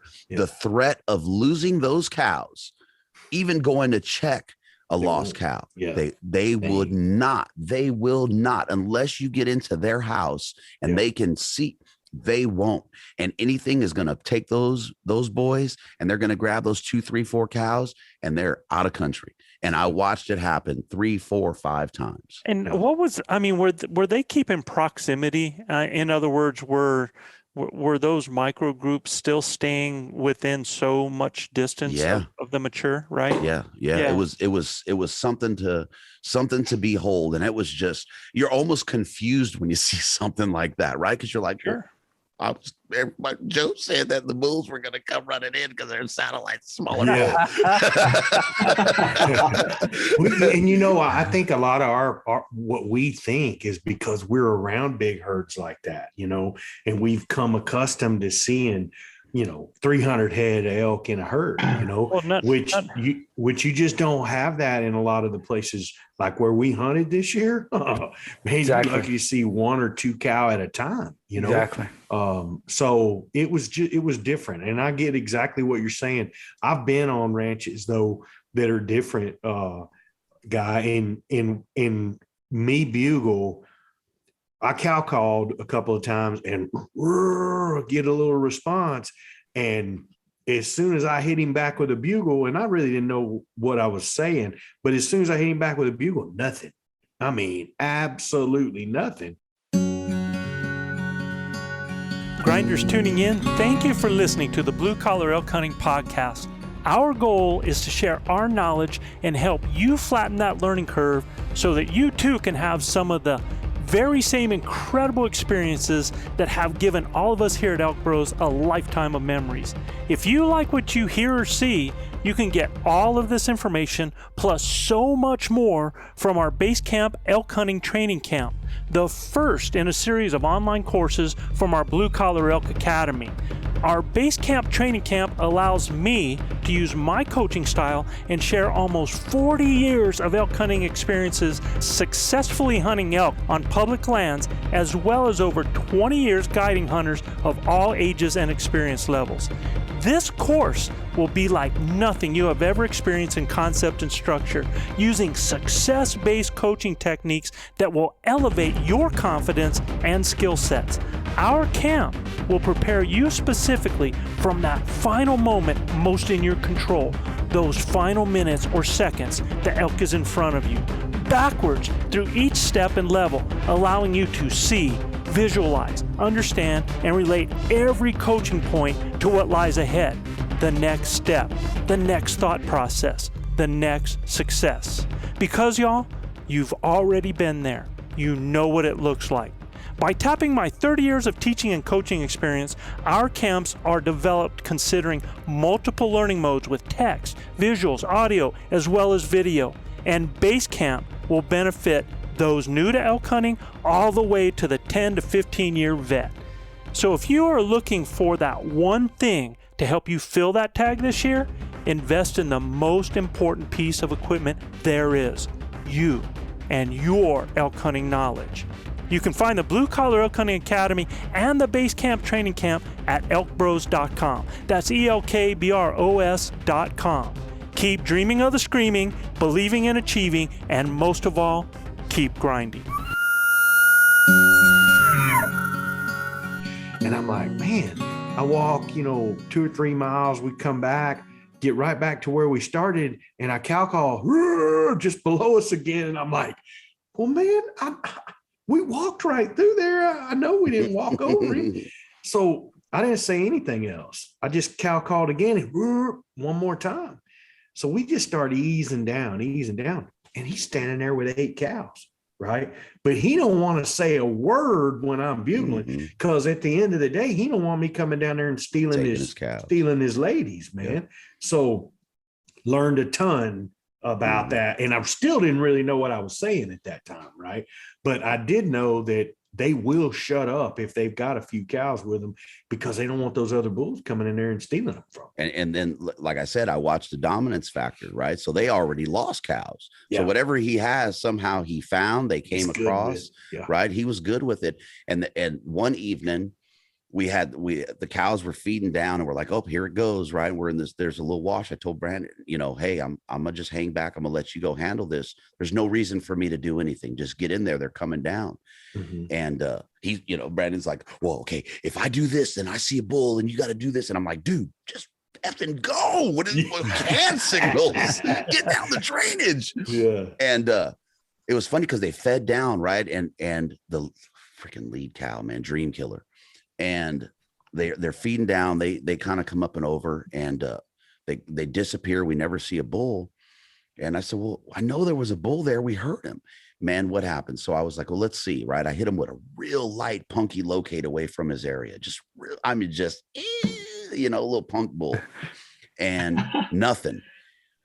And just beyond us, there's this saddle. Well, we come around, and what are they doing? He heard that locate. He's already lost cows, right? he's hightailing, he's pushing, I mean, just pushing his cows with vigor, like we're out of here. And they beeline it, man, half mile up and hop on the private. And he just never, he's poking them all in the rear, get out of here. Yeah. Like, and I mean, the lightest, punkiest locate that I could throw out there. And this dude he was out of country. He didn't want to broadcast. No, he just wanted something like just in the near vicinity. Yeah, he was like, get out of here. Do you think, and a question for that, for you guys, you think it's a way of saying, hey, just trying to round up what's near to me. I don't want to just give too much attention to the big guys out there, to come over and try to stake some of my stuff. Just trying to round quietly. I don't understand what you're saying. So you know how he's talking about you've got a big herd bull with a ton of cows, and then you have these other that, we would think they are satellites, but they're not really satellites. They're just happy with a small group of cows, right? Right. So if they hear something and they want to round everything up, their bugle to round everything up, or just kind of to push their cows away, it's probably more silent to what he's talking about. Meaning, I don't want to be too loud because I don't want to bring too much attention to the little herd I have. I'm happy with this. I don't want any others coming in trying to mess with me if I'm too loud. They're not even throwing up roundups, those guys. They're just staying silent and they're just hooking them. And the reason for that is that they don't have anything really to round up. And so they have 2 cows with them. It's not like they're moving through trees with 20 cows and have to, so their volume is low. They're trying to keep concealed and not bring too much attention. Well, because as soon as he does, and it's not going to matter, because as soon as those pheromones, if one of those cows come in heat and those pheromones hit the air, that big boy's coming and taking them no matter what. So he's just trying to keep them away from there. Plus those cows are not, they are still herd related. That's why I asked about the proximity. They don't really want to get that far away from the rest of them. But at the same time, sometimes they're happy being away a little bit so that they don't have to be harassed by a bull that's checking them all the time. So they might be happy with that, or they have a calf with them, because I saw a lot of this. I saw a lot of cows with calves with one bull, a small immature bull that had them like that. So that was something that I saw happening with that. But to answer, his question with that, your options in that situation are, number one, to be something that bull's not worried about and that can attract the other cows over there to you. And so really, still assembly mews, or even some breeding sounds possibly, but I don't even know that breeding sounds would help you, because he's like, he doesn't want to be part of that. You know what I mean? He's already got How far was he from you, guy? Well, I'm assuming that he was about 80 yards, 90 yards, right? But he's up over one of those finger ridges coming down off of that crescent ridge. Yeah. And did really, you feel like it? I'm sorry, Joe, go ahead. The only option you have is to use, and I would have gone with the lost calf, man, because, that's something that doesn't threaten him. That's something that could pull a cow. That's something where he thinks he's actually getting something else in the deal as well. So that's probably where I would have gone with it, is the lost calf. But how open country was it, guy? Were y'all still in the Quakies? Yeah, we're in the Quakies, but when you're in that, so when you come off of those ridges and you're in that bottom, it's real sparse. It was. So could he have seen you coming if you just started bugling and going right at him? Well, the problem wasn't him, it was his cows. So as we're approaching on this ridge that's facing us, I had 4 or 5 cows and a couple calves, and man, the lead cow caught Brandon. Brandon barely moved. Gotcha. And she stood, I kid you not, she She had us frozen for about 20 minutes. Yeah. And so they already had you pinned. oh man. And Brandon, he started trembling and I'm sitting there and I'm kind of covered and I'm laughing at him. Right. I'm like, don't move. Don't move. 20 minutes is an eternity. It is, Oh, man. yeah. I just harken back to an episode I listened with Paul, and it's a similar situation, man. And he just went to bugling, and he was like, I don't give a damn how many of them cows we run off. He went to bugling and just bugled his way right to the bull, right? Well, and I mean, that's like last ditch effort, I think. If it's last day or something like that, what do you got to lose? But you guys had plenty of days there. Y'all, you sure as heck didn't want to blow the herd out. For me, I think, last ditch effort, maybe you just start sounding off, go right at him. But man, you had plenty of days, knew where they were going to be. I mean, you did the right thing by not pushing your luck. Yeah. And what you got to understand too, is we're within a quarter mile of private. Gotcha. Right. So the fear was anything we do, if we drive them to private, it's unlikely probably stayed there that they're not going to come back. Right. Yeah. That private had no one there. I mean, beautiful, beautiful house on that private, but there was nothing going on in that private. How big was the private? The bottom piece was 464 acres. Yeah. You know who owns it? They're not going to exist long on there though. They're really, I mean, they're swallowed, but they're not going to stay there that long. They can't on 400 acres, man. They're going to move off. But that's what I would have done, man. Is I would have tried probably the least threatening and the most inviting for that other young bull, and that would have been a lost calf, and you got to.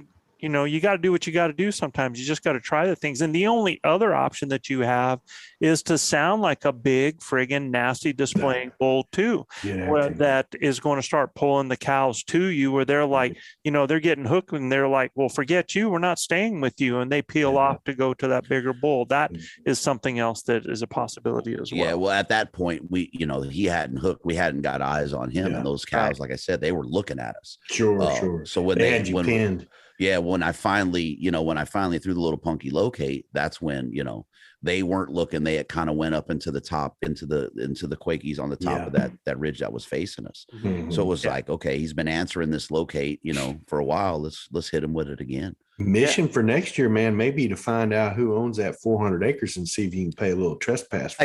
I could tell your wheels were turning on that front off the question, and I was like, Betos is just eating up on the inside of just no. I actually met a gentleman that was hunting bear on the property, and it was a friend of his property. And I'm like, and what you're talking, I'm 18, 19 days in. I'm like, man, I'd love to hunt on there. What would dude charge me? And he's like, as soon as it's leased to an outfitter, that all bets are off, right? You're not getting on the property for a trespass. Yeah. Which is understandable. I don't want to mess anybody's game up, but I did. You can reach out to him now. Yeah. I did ask dude and was like, hey, how you get on there? Guy, this is day what on the hunt? Well, what we're talking about, this is probably day 3-ish. Brandon was still there. So Brandon was there for 5 days. So it's still early, right? There's no the only real pressure was trying to get Brandon a bull before his 5 days was up. But outside of that, I had no pressure. I was just chilling. I was content with being the caller and taking some education. And just having fun with call and impressing myself and impressing Brandon was all I really cared about at that point, For you at day 24 to have looked up in the sky and said that, what, I'm good. You really had to have felt successful at fulfilled, that point. Fulfilled. That's a weird thing, right, Joe? Not really, because I've been there, man. It was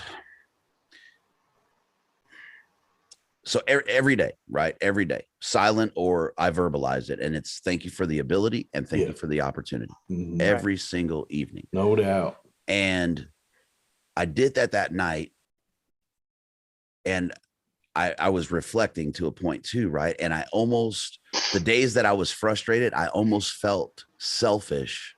That night, I was like, man, how selfish is it of me to have this opportunity, to have this ability, to have these interactions, to have all this knowledge that I'm gaining about this pursuit, but then look the gift horse in the mouth and be frustrated and feel sorry for myself at these points in the game. Because essentially we do, right? We feel sorry. I can't kill it, right? That's what you do, right?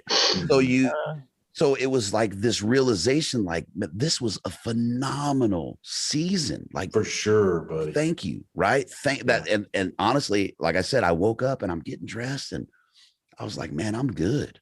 I am, I'm good. This was amazing. And I'm not going to look the gift horse in the mouth. Yeah. I got, and in my opinion, I got 5-6 years advanced on that hunt. Yeah. And I couldn't take that for granted.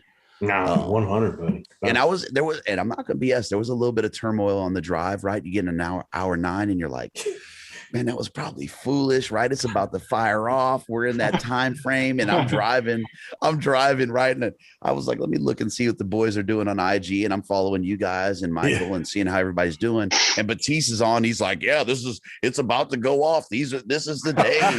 Here it is right here. Tomorrow's the first day. It's going to be going off. Blah, blah, blah, blah, blah, blah, blah, blah, blah. And I'm like, no, it was 8 hours. I was 8 hours in the drive. Right. And I'm like, man, it's only 8 hours back. I can turn this around and give me a snack and I'll be right there. Only 8 hours. Yeah. But I did that not this year. Last year I did it. I flew the wife into Montrose, right? Picked her up, hunted with her for 6 or 7 days, drove her home, stayed home a couple of days, and I drove right back. Yeah. So I don't. It's elk season, man. I don't care. And the drive this year was 6 hours shorter than the drive I was making last year. So I was 12 hours this year. The drive last year, that was 18 hours. Yeah. Oh, wow. That's a hike. And it was, man. So 12 hours is, man, that's nothing. That's a little overtime at work. Yeah. That's one of the things I love about Colorado, man, is you can hunt all month. Yeah. Yeah. But no, I mean, I think, to Joe's question is, the growth, the internal growth as a hunter to be able to fulfill the soul with, what you take as valuable from the mountain, regardless of a kill. I think, and the maturity to be able to make that decision, knowing that you could still stay longer, and feeling okay with that. It says a lot, man. It's my hat's off. Well, I admire the crap out of that. You have to feel like it's a win, man. I mean, there's a point where you go, this is a win. And even though part of you, because all of us are tied into, especially me, and out of this group, I'm the one that's like, I want to put meat in my freezer, and I've always been that guy, that one that, you don't carry a tag in your pocket because you don't plan on punching it. Right. So, I mean, they don't have a scoreboard in a game because people don't want to win. And I'm just that competitive on that. Yeah. But in my age and in my time and what I've got to see, like on our hunt, what I got to see these guys do, what I got to see Gilbert do, what I got to see Chav do in just his journey just to get into the woods, man. Sure. And the pleasure I got to see out of Rob, and there was so much cool stuff that I got to observe, I got to enjoy. It's hard to describe. It's almost like, when you're watching your kids come of age and stuff like that. I mean, it's not the same as that, but these are people that I've worked with and people that I've watched grow and people that I know that have purpose and challenges. And just like you did, you came there, and just the difference in your realizations, your skill sets, your aha moments that you had, and you were like, and they're real, they work, man. You had confirmation, and you had incredible encounters where, and you counted coup basically on animals. You took an animal there. In those first 5 days when you had Brandon, you took an animal. Yeah. And where you 100% feel like you're 5 to 7 years ahead advanced now. So when you hit the woods next year, Katie bar the door, brother. Well, here, okay, hold on. Let me qualify this, because there was days I told my wife, I talked to her and I'm like, I'm ready to chuck this bow off the next freaking cliff. Look, bow hunting's hard. I'm telling you, it's hard that makes it great. Joe and I had talked about this, right? And and I really want to touch on it here, and this kind of breaks away from the story to a point, right? But we don't stress it is, but it isn't stressed enough, the importance of setup, but understanding the setup in various terrain. Absolutely. And, oh, Quakies, I pulled out of the Quakies for a day, right? And I went up to the high country, and I hiked in that sucker, and I was intent, right? And I think I was about 1.5 miles, 2 miles in the high country, and I got in a sign, and I'm like, oh, cool, here we go. Then I look, and man, there's, I mean, I wish I had a deer tag. Giant bucks, 3 giant bucks. And I'm like, ooh, you know, like, ooh, chills. Right. And I'm back there, but all I could think about was the elk down in the Quakies, because Tank had already, you know, the Nissan, he had already showed himself. Right. But I was so frustrated. It was like, okay, I got to get out of these Quakies, because I can't seem to get the setup right in the Quakies. And I mean, you're talking, and if folks don't know, you're talking scrub, right? I mean, this stuff is tight. You may have a window, and you have this corridor where you think the elk is going to run down, and you have a window, you know, 1 foot by 18 inches. And you're going to thread the needle, and you have maybe two shooting lanes. And you're trying to call this animal into a specific lane where you think he's going to go. But you realize that when this bull that is 700 pounds is coming in, he doesn't, you don't even realize this till you see it.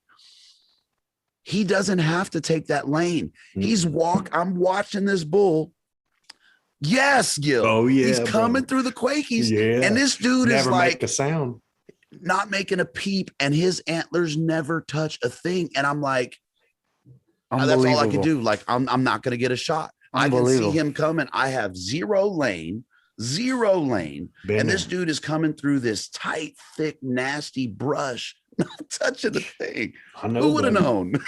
And look, and there's no doubt, if you had a rifle, you killed every one of them you saw. Oh man, that's, I told the wife, I said, if it was rifle season, we'd have killed 12 bulls. I know. I know, buddy. That's the disclaimer, man. That's every bow hunter's disclaimer, man. 100%. Until you get out there with the rifle. I can't tell you how many bulls Joe called in for me early in my career, my elk hunting career, where we just had something that was in the way, you know. It just, the setup was, we thought it was good, but the bull didn't catch the message that he needed to walk to the left instead of walk to the right. Right. Yep. You know what I mean? And I mean, everything has to line up. And look, I think we've gotten better as elk hunters. We know now where to push ourselves, move ourselves, you know, get out in front. We got to draw. I mean, you know, the bull that I killed this year, if I don't draw, I'm watching him run away. You know what I mean?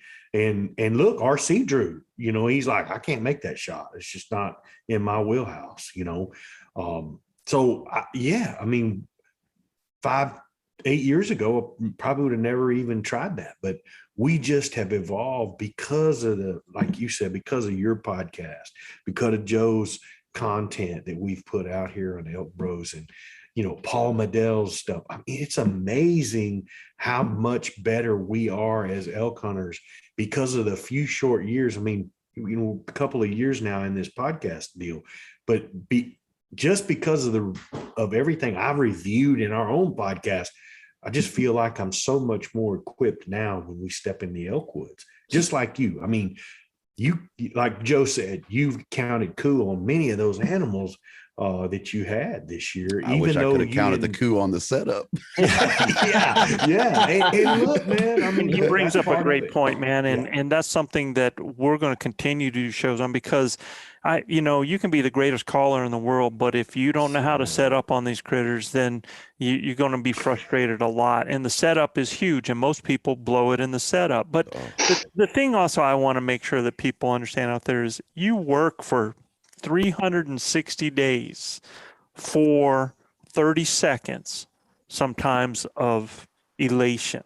And for those moments, because I mean, you can go through a hunt. I had a good friend that just another guide that just did an incredible job and got a bull, and he says, I love it when, you know, an opportunity and luck come together. And my first response to him was, if you're trying, it ain't luck. You know, if you're working at it, it ain't luck. You know, because now if you're sitting there and you're sitting in a chair and you're at camp and something walked by and you shoot, that's luck. That's luck. You're not working at it.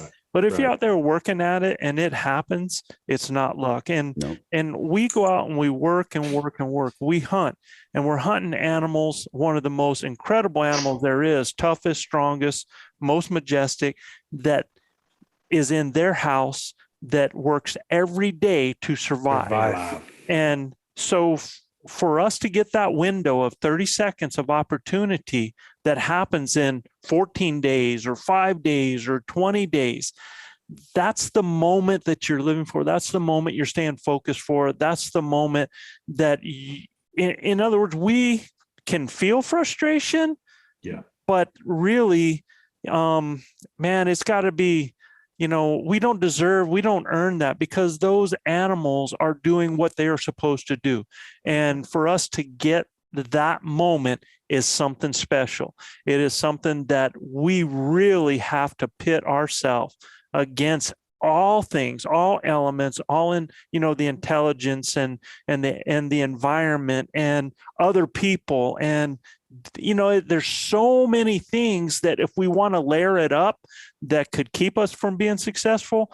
But you can stay focused for that 30-second period and get it done. So, real proud of you, Guy, and it's just a real thrill to hear about your hunt, man. Well, one comment to what Guy is saying about the resources, man, and it's just unbelievable. Today's day and age, the ability to, if you think about, Joe, so how many years has ElkBros now been on air? Well, we're weekly getting basis? ready to tap our 3rd year in February. Yeah. Correct. So, I mean, March. we're looking at close to, maybe slightly less, 300 hours of content in the last 3 years. If you think about everybody that has listened to all the podcasts, the amount of information that has been shared, it's a freaking master's degree, man. Yeah. Yeah. I mean, Agreed. so and I say this because I feel like the student attending to this degree, right? Because for me, it has been a learning. Yes, no doubt, I learn a lot every time I go out there and spend 10 days in the mountains, but that's 10 days per year in the last 5 years. So yeah, you've done a month and a days. half, bro. Correct. So, pair that to now 300 hours with, almost 2 hours a week of just grinding, understanding, listening, discussing, philosophizing about elk and their behavior and all of that. And it just if you absorb that, it's a freaking master's degree. You come out there way more prepared. And that's what Guy is talking about. Listen to where Guy is after 4 years. Exactly. Yes. He knows more as a hunter that's been out there for 4 years than there's some people that have hunted for 10. 100%. And that's kind of where I'm going with that. It's just like, that's his point. That's what he's talking about. I mean, one of the things that I think is hugely important, right? As a consumptive user of this information, when I started it, right, I would jump around. Yeah. And one of the things I want the listeners to understand is if you just solely listen or get on the ElkBros, right, and that's going to be your tutelage through your elk learning, do not skip one piece of that inverted pyramid. Yeah. Start where Joe tells you to start, and go through the tip. Do not skip one area, because what happens is you leave a window of opportunity to fail. Yeah. You want it, and Joe talks about it all the time. Yeah, take out the failure points, right? Yeah. And every time you think you're going to skip around because you don't. You created a fail point for yourself in your game. So if you want to have my goal is to have a batting average, which I have to kill a couple elk a year. I want to have a Joe Gillia batting average, right? That's the goal. Yeah. In order for me to do that, I have to close those windows or eliminate the fail points. And the only way to do that is to consume every Knowledge. single word on every single line. Yep. If you miss that point, you there's an opportunity that you're going to miss, because you're going to miss that one. They are going to make you miss that one thing you skipped over every single time. And I don't, if it's not ElkBros and it's someone else, and then that's what you're consuming and that's what you believe in, don't jump around. If you get on row hunting resources, don't jump around. Point A to point B, just like the elk. Yeah. Right. That's going to lead to way more success. And, you know, I hunted with the legend RC Knox this year. And when I talk about guys who have been guiding and killing elk, this cat's been doing it for a very long time. His number would make you blush. Okay, when it comes to elk taken, I mean, serious business. It's way up there in the hundreds of elk. Okay, so when I got this cat on my shoulder, the pressure to perform is all over you, right? You're wanting to call good. You're wanting to sound great. You know, you're wanting to put that bull in. It was my goal to call in one of my mentors, call him in a bull. Mission accomplished, right? We made that happen. But listen, when I'm talking to him about the elk and what we're hearing and what we're seeing, he's looking at me like a calf looking at a new gate. He's like, man, I did not know that that's what that meant. I just knew that we needed to do it like this because that's what we've been doing forever, right? And hearing RC humble himself and say, well, I really didn't know what the language meant when you break it down in a Medell thing or a Chris Rowe thing or a Joe Gillia thing. And not understand all what they say. The situation, he's hunted a millionfold, right? He knew exactly where the elk were going to be, what they were saying in the situation, but knowing exactly what the language was, RC was like blown away. He was like, oh my gosh. So for me, hunting with those guys, like you said, was a master's degree, but you got a PhD following you every day, a doctor in elk, right?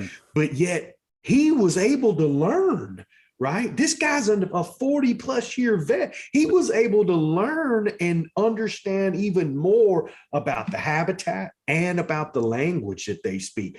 And brother, when a guy that's an assassin already, a legend that's been doing this a long time, you give him even more power and more.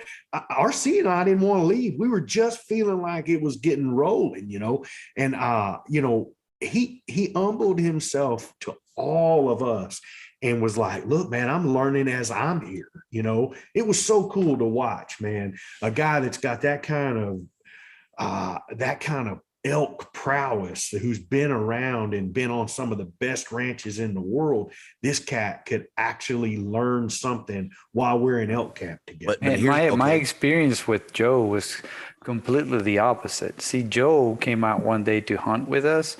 And so he's like, yeah, Luis, you go ahead and you lead. So when I first went to throw out my first cow call, I went back to my cat calling this. The pressure is real. I'm like, dang it. And then I'm going to throw up you. The thing is just like, I was like, whatever, man. It's just like the pressure crumbled me.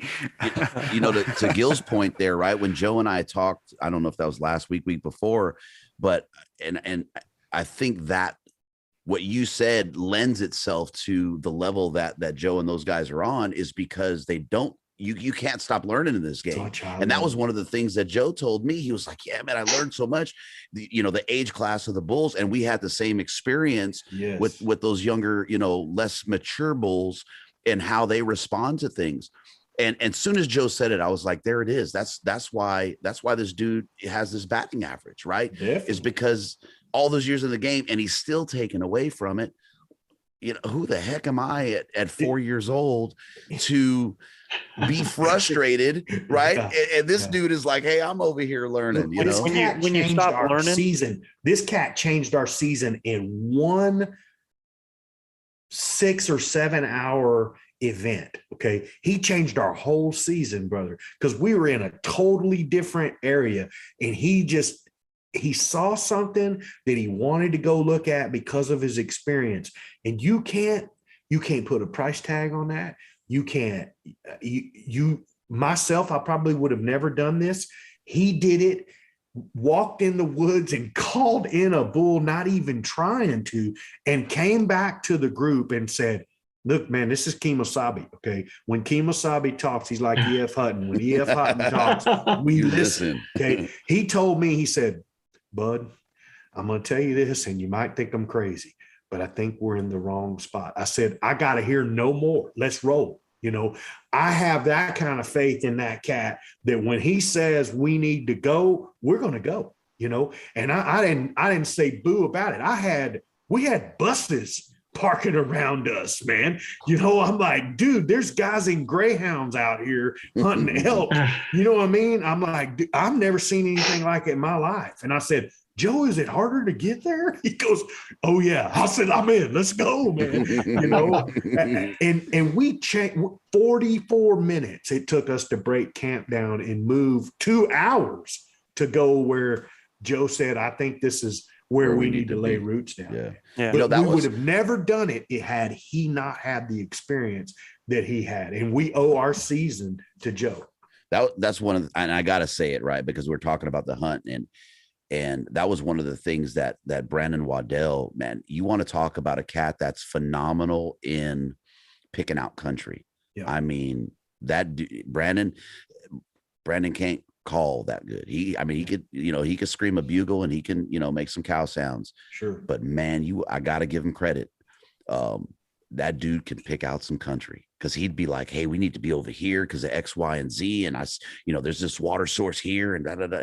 And man, the importance of taking all this stuff that we have and putting it together and really understanding it, man, and applying it, actually applying it is where it's going to come together. And I think the confidence I have walking away from this season, even with some of the defeat I felt, right, is now I get to go back and reevaluate my approach and then go back in next year. And I'm stupid. I'll probably be back in them Quakies, right? Because I can't not go do it in that situation now and be okay with it. So you can win that. You can win that. Man, I believe 100% you can win that. Yeah. Oh, dude, you can win that. I thought I was going to win it, Yeah.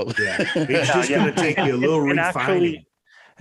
In that first 5 days, you have a bow in your hand and not just calling, you're taking a shot. It's over. Yeah. So, I mean, did you have a bow in your hand when you were calling for him, for Brandon? Yeah, I had it, but it wasn't my intent, right? It wasn't the priority. It was like, let's get be a bull. So one thing you got to learn is that team priority thing that you're calling for somebody else. And I did this with these guys, man. I mean, I would have, 2 guys with me. I'm carrying my bow because it has happened way too many times that as the caller, you end up with the shot that the shooter can't see. And for us as a team, putting an elk on the ground, when there's 6 of us, putting an elk on the ground is more important than, that's number one. We're going to put that down there. And, if I think they have a shot, then that's a whole different, and my goal is always to get them the shot. Yes. But there's sometimes it just doesn't happen, man. And you got a bull bedded down 5 feet in front of you, man, that should be. I didn't have a shot. If he didn't have a shot, there was nothing that was going to get me unless I had a 800 grain arrow. I think I remember seeing that IG video on that, because it was like the thick. I saw that. You couldn't. There wasn't a shooting window in that crap that was even going to lend itself to. I think our listeners got tremendous content and value out of this. And Guy, I want to thank you before we move on to the next part. I want to thank you so much for sharing this with us. It's always a pleasure, dude, having you with us, man. So that was killer. But I want you to help us out. And Chav, Chav was supposed to read this, but I'm going to shorten this up real quick because I want us to get into this. And this came from Chris Vogel. This is our ElkBros mailbox out of Atlanta, ATL, Georgia. Baby. Yeah. And he said, my question is in regards to physical and mental prep. A 14-day hunt can be a grind, and one needs to be able to dig deep at time. He says, the last few years, I've made my overall health a priority, and I'm in decent shape. And he talks about the things that he does for that, and that he works on his orientation skills and everything like that, because he likes to get off trail. what he wants to, his question is, so I would like to hear your thoughts on the importance of finding your limits and pushing them in general to get prepared for that hunt. That's what he's asking out of this group. And I'd like to know how old he is first.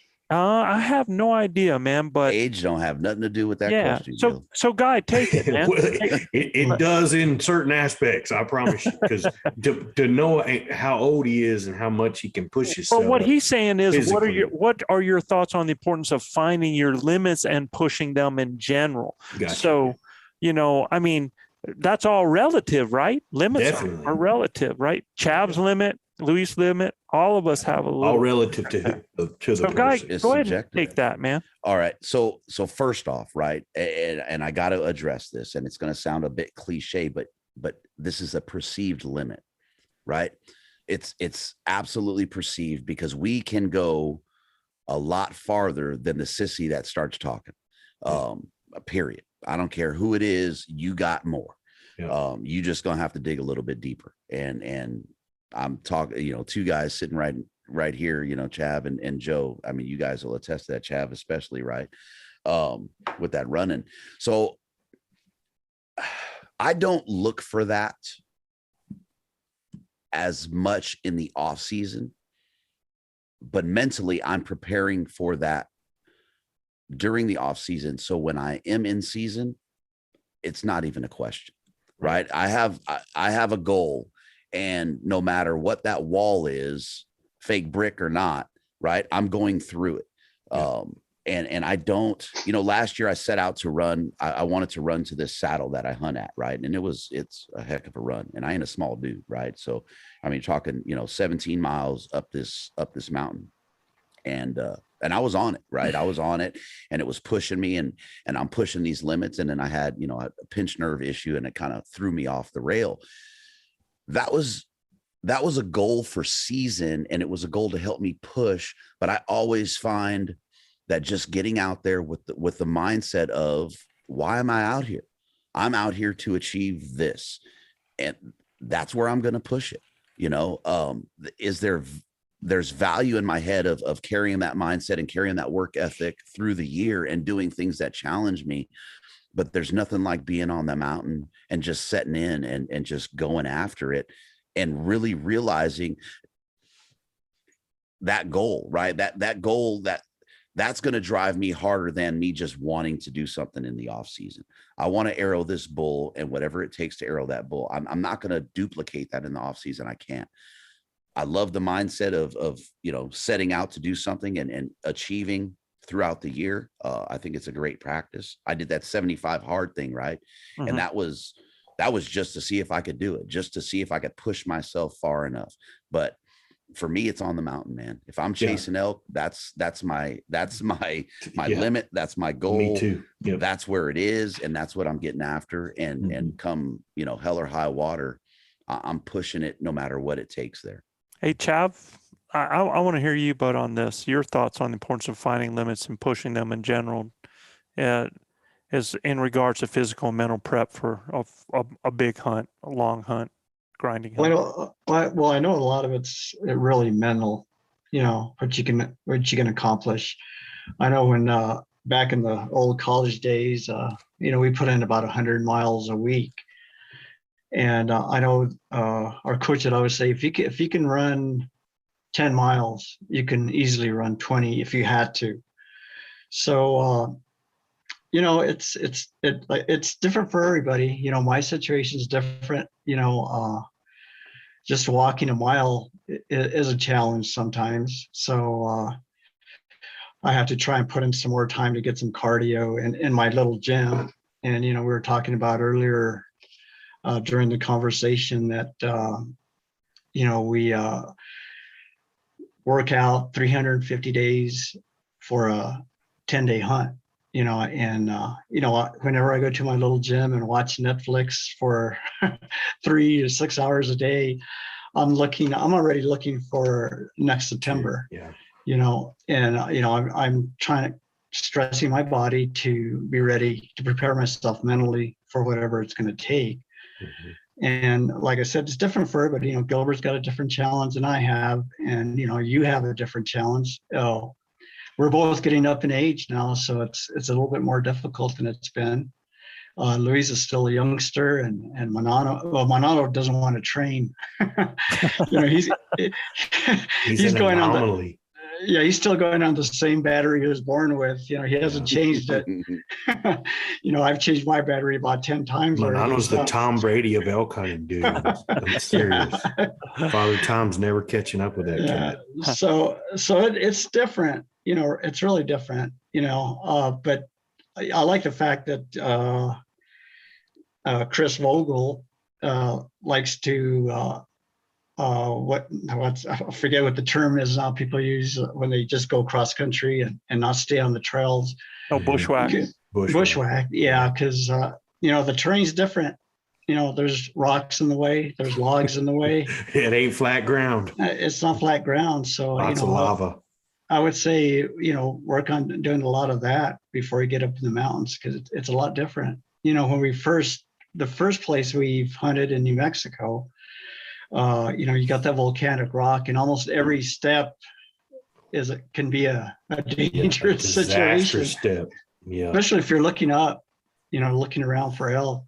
So, you know, mentally, it's really, you can go where you want to go.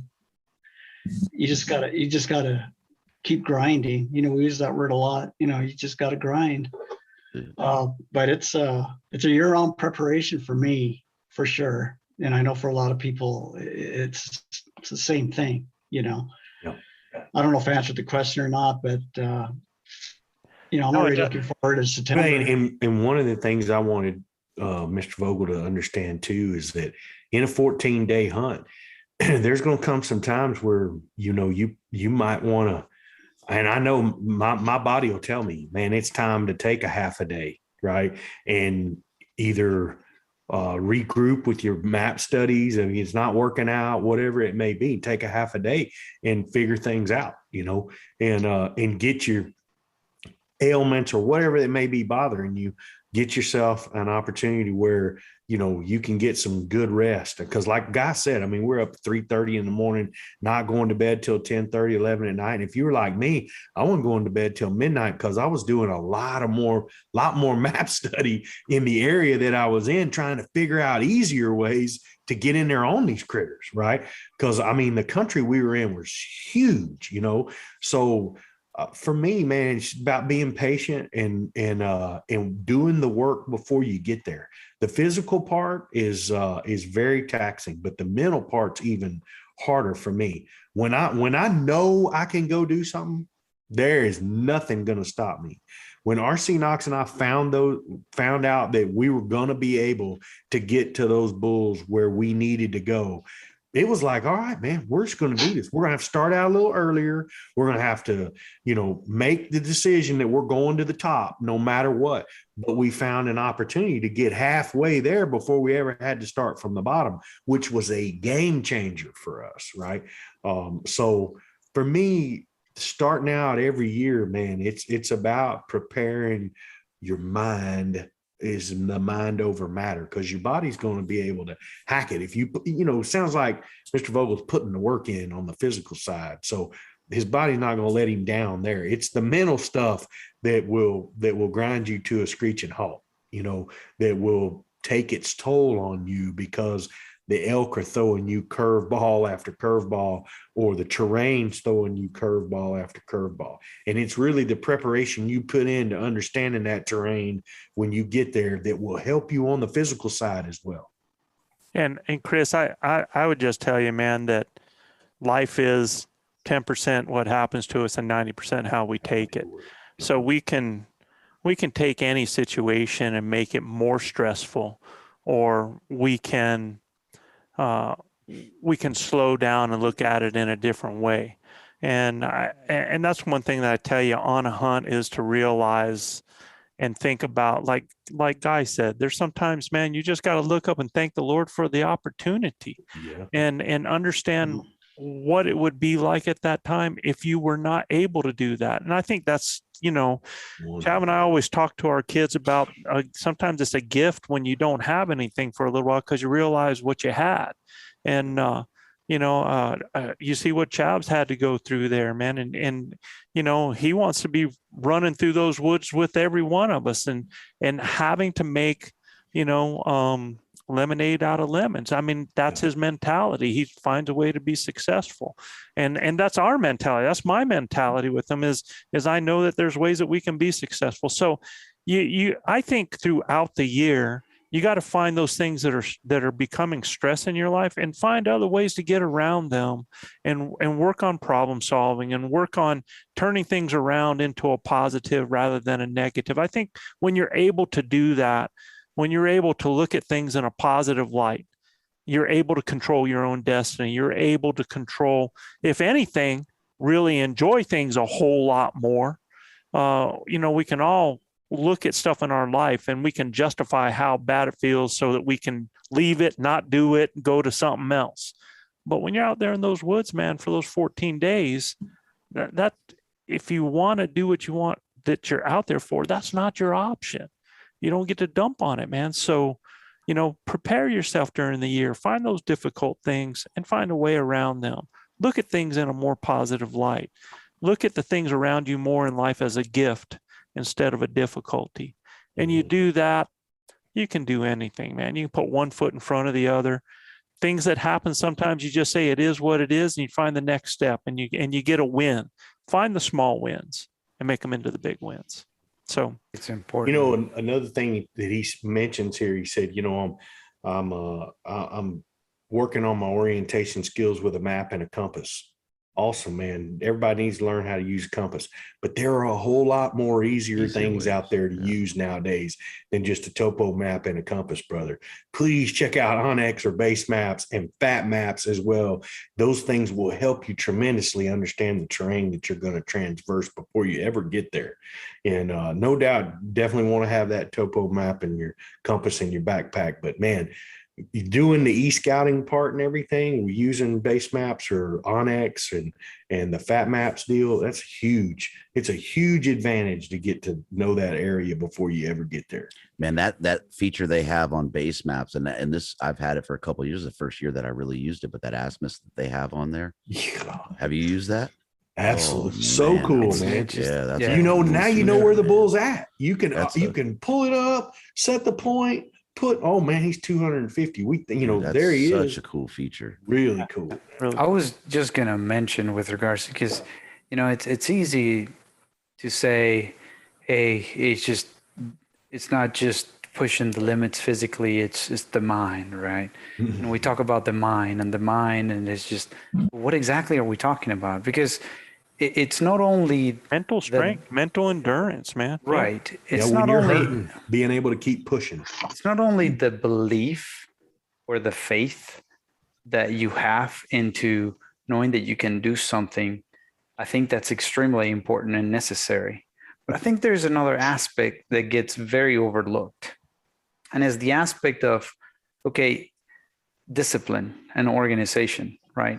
If you have goals that are important to you and you set yourself goals, near, middle, long-term goals, and you're disciplined to chase those goals and reach them, then you're in a different level to where that discipline is going to help you believe and help you achieve what you're setting yourself out to do. Because look, it's not like you're going to get to 5 days before the hunt and say, well, now I have to mentally prepare for the hunt. It ain't going to work. It doesn't matter if you have as much belief or as much faith, it ain't going to work. If you didn't put the work in before, you weren't disciplined about it, you didn't really want it that hard. If you want it that hard, you have to start doing the work from the get-go. Go ahead, Guy. That's an important point, right? Is how bad you want it, and understanding that as you start to get as you start to abuse yourself mentally, right? Is remembering how bad you wanted it through 20 some odd days. You want to quit at least 5 of those days, sure, right? Sure. I wanted to quit I wanted to just, okay, let's go back to camp. I just want to be done today. That's when you got to say one more step, ridge, one more step. Yeah. Not even a ridge. You just got to get through the step because you're ready to hightail it and go back. Yeah. The 3 That's miles. the short. That's the short-term goal to get you to the midterm goal to Yes, get you to sir. the long-term goal. And look, I felt like I was with you on your hunt, guy, because we were DMing each other and stuff like that up on the mountain, and I just kept telling you, man, don't quit, dude. You got this. I felt you, brother, that you needing that reassurance, man. One more extra step, one more, man. And I'm like, look, I pray every night that this guy's going to be at the end of this deal where he feels so completed. And I think it happened. I think you did. Man. I think it worked out perfectly for you, and to where now you're just so much more advanced, so much more knowledge, so much more passion for something that, that you now know is so easy for you to attain. Right. So I'm super proud of you, man. Thanks so much for enduring every day of that and allowing us through your DMs and through, the live streaming and stuff like that. It was so cool to be up there with you live, brother. I mean, you shared your journey with us was enlightening, man, and quite the honor. So thank you. Yeah. No, thank you guys. Yeah. I do want to address, Joe, if we have a minute. So Joe put this last bullet on this thing he sent me, right? And it's, are there certain situations or scenarios from the season that still haunt you? And out of all of the things that you sent me, it stood out. And my answer is no. Right. And it goes back to what these boys just said. Exactly. Right. And who am I to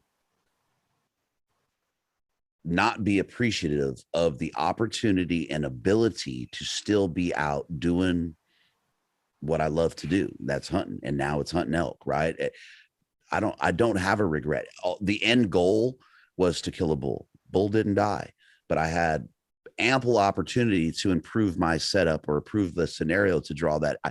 It's looking gift horse in the mouth. And I think as folks go through their elk journey, and there's people that fall in and out of hunting in general, right? Or guys will go out and they'll hunt bulls for a couple of years and they say, forget this mess, is too hard. You're going to look back in 2 years, jump back in the game and regret those 2 years you missed. So no, I had to answer that question, right? Because it was like, it's sitting here and it's just like, but no, nothing haunts no me. Regrets. There's no regret in it. Man, did I want to come home with tag soup?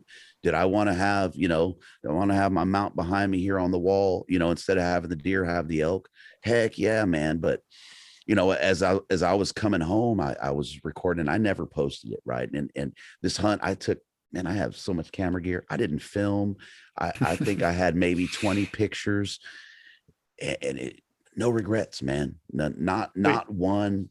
We've always said, Guy, that success is not the final outcome. It is the journey along the way. Mm-hmm. And so I think, and that sounds crazy, right? Because we're hunters, we're killers, right? It sounds crazy. And maybe in the deer world or the pig world, that is crazy. But when it comes to elk, man, it's hard, Guy.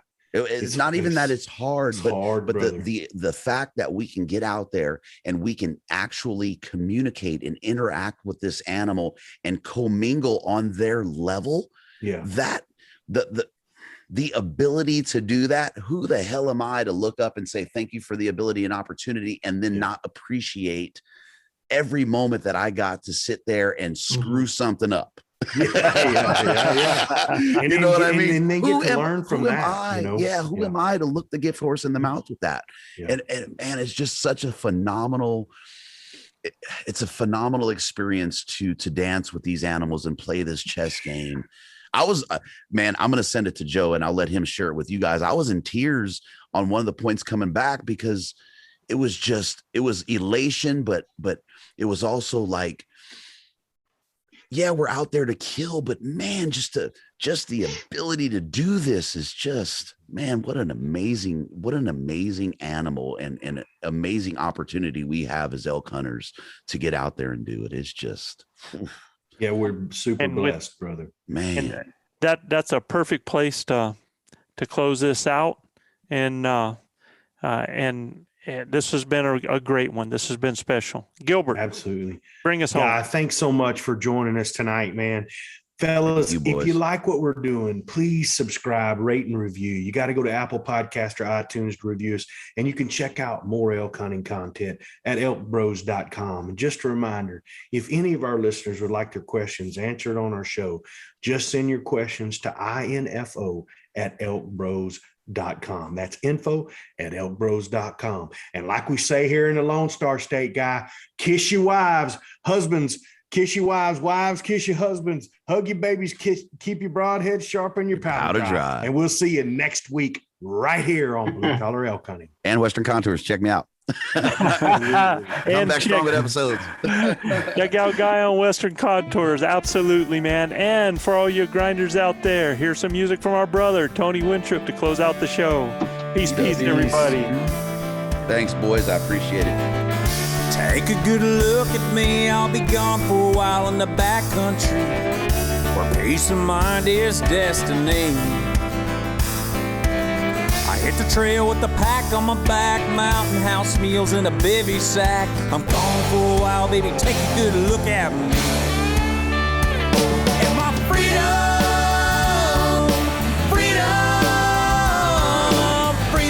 in the woodlands, wild and free.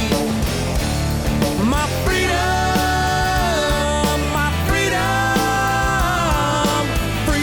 from the chain that can't hold me. I kissed the girls on my cheek goodbye. I made one laugh and I made one cry. I'll be missing you and you'll be missing me. When you lay your head down at night, just know your daddy's safe in the bright moonlight. September sky, as far as the eye can see. My freedom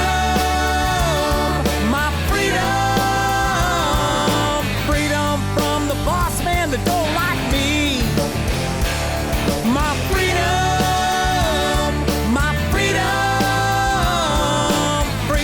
in the woodlands, wild and free.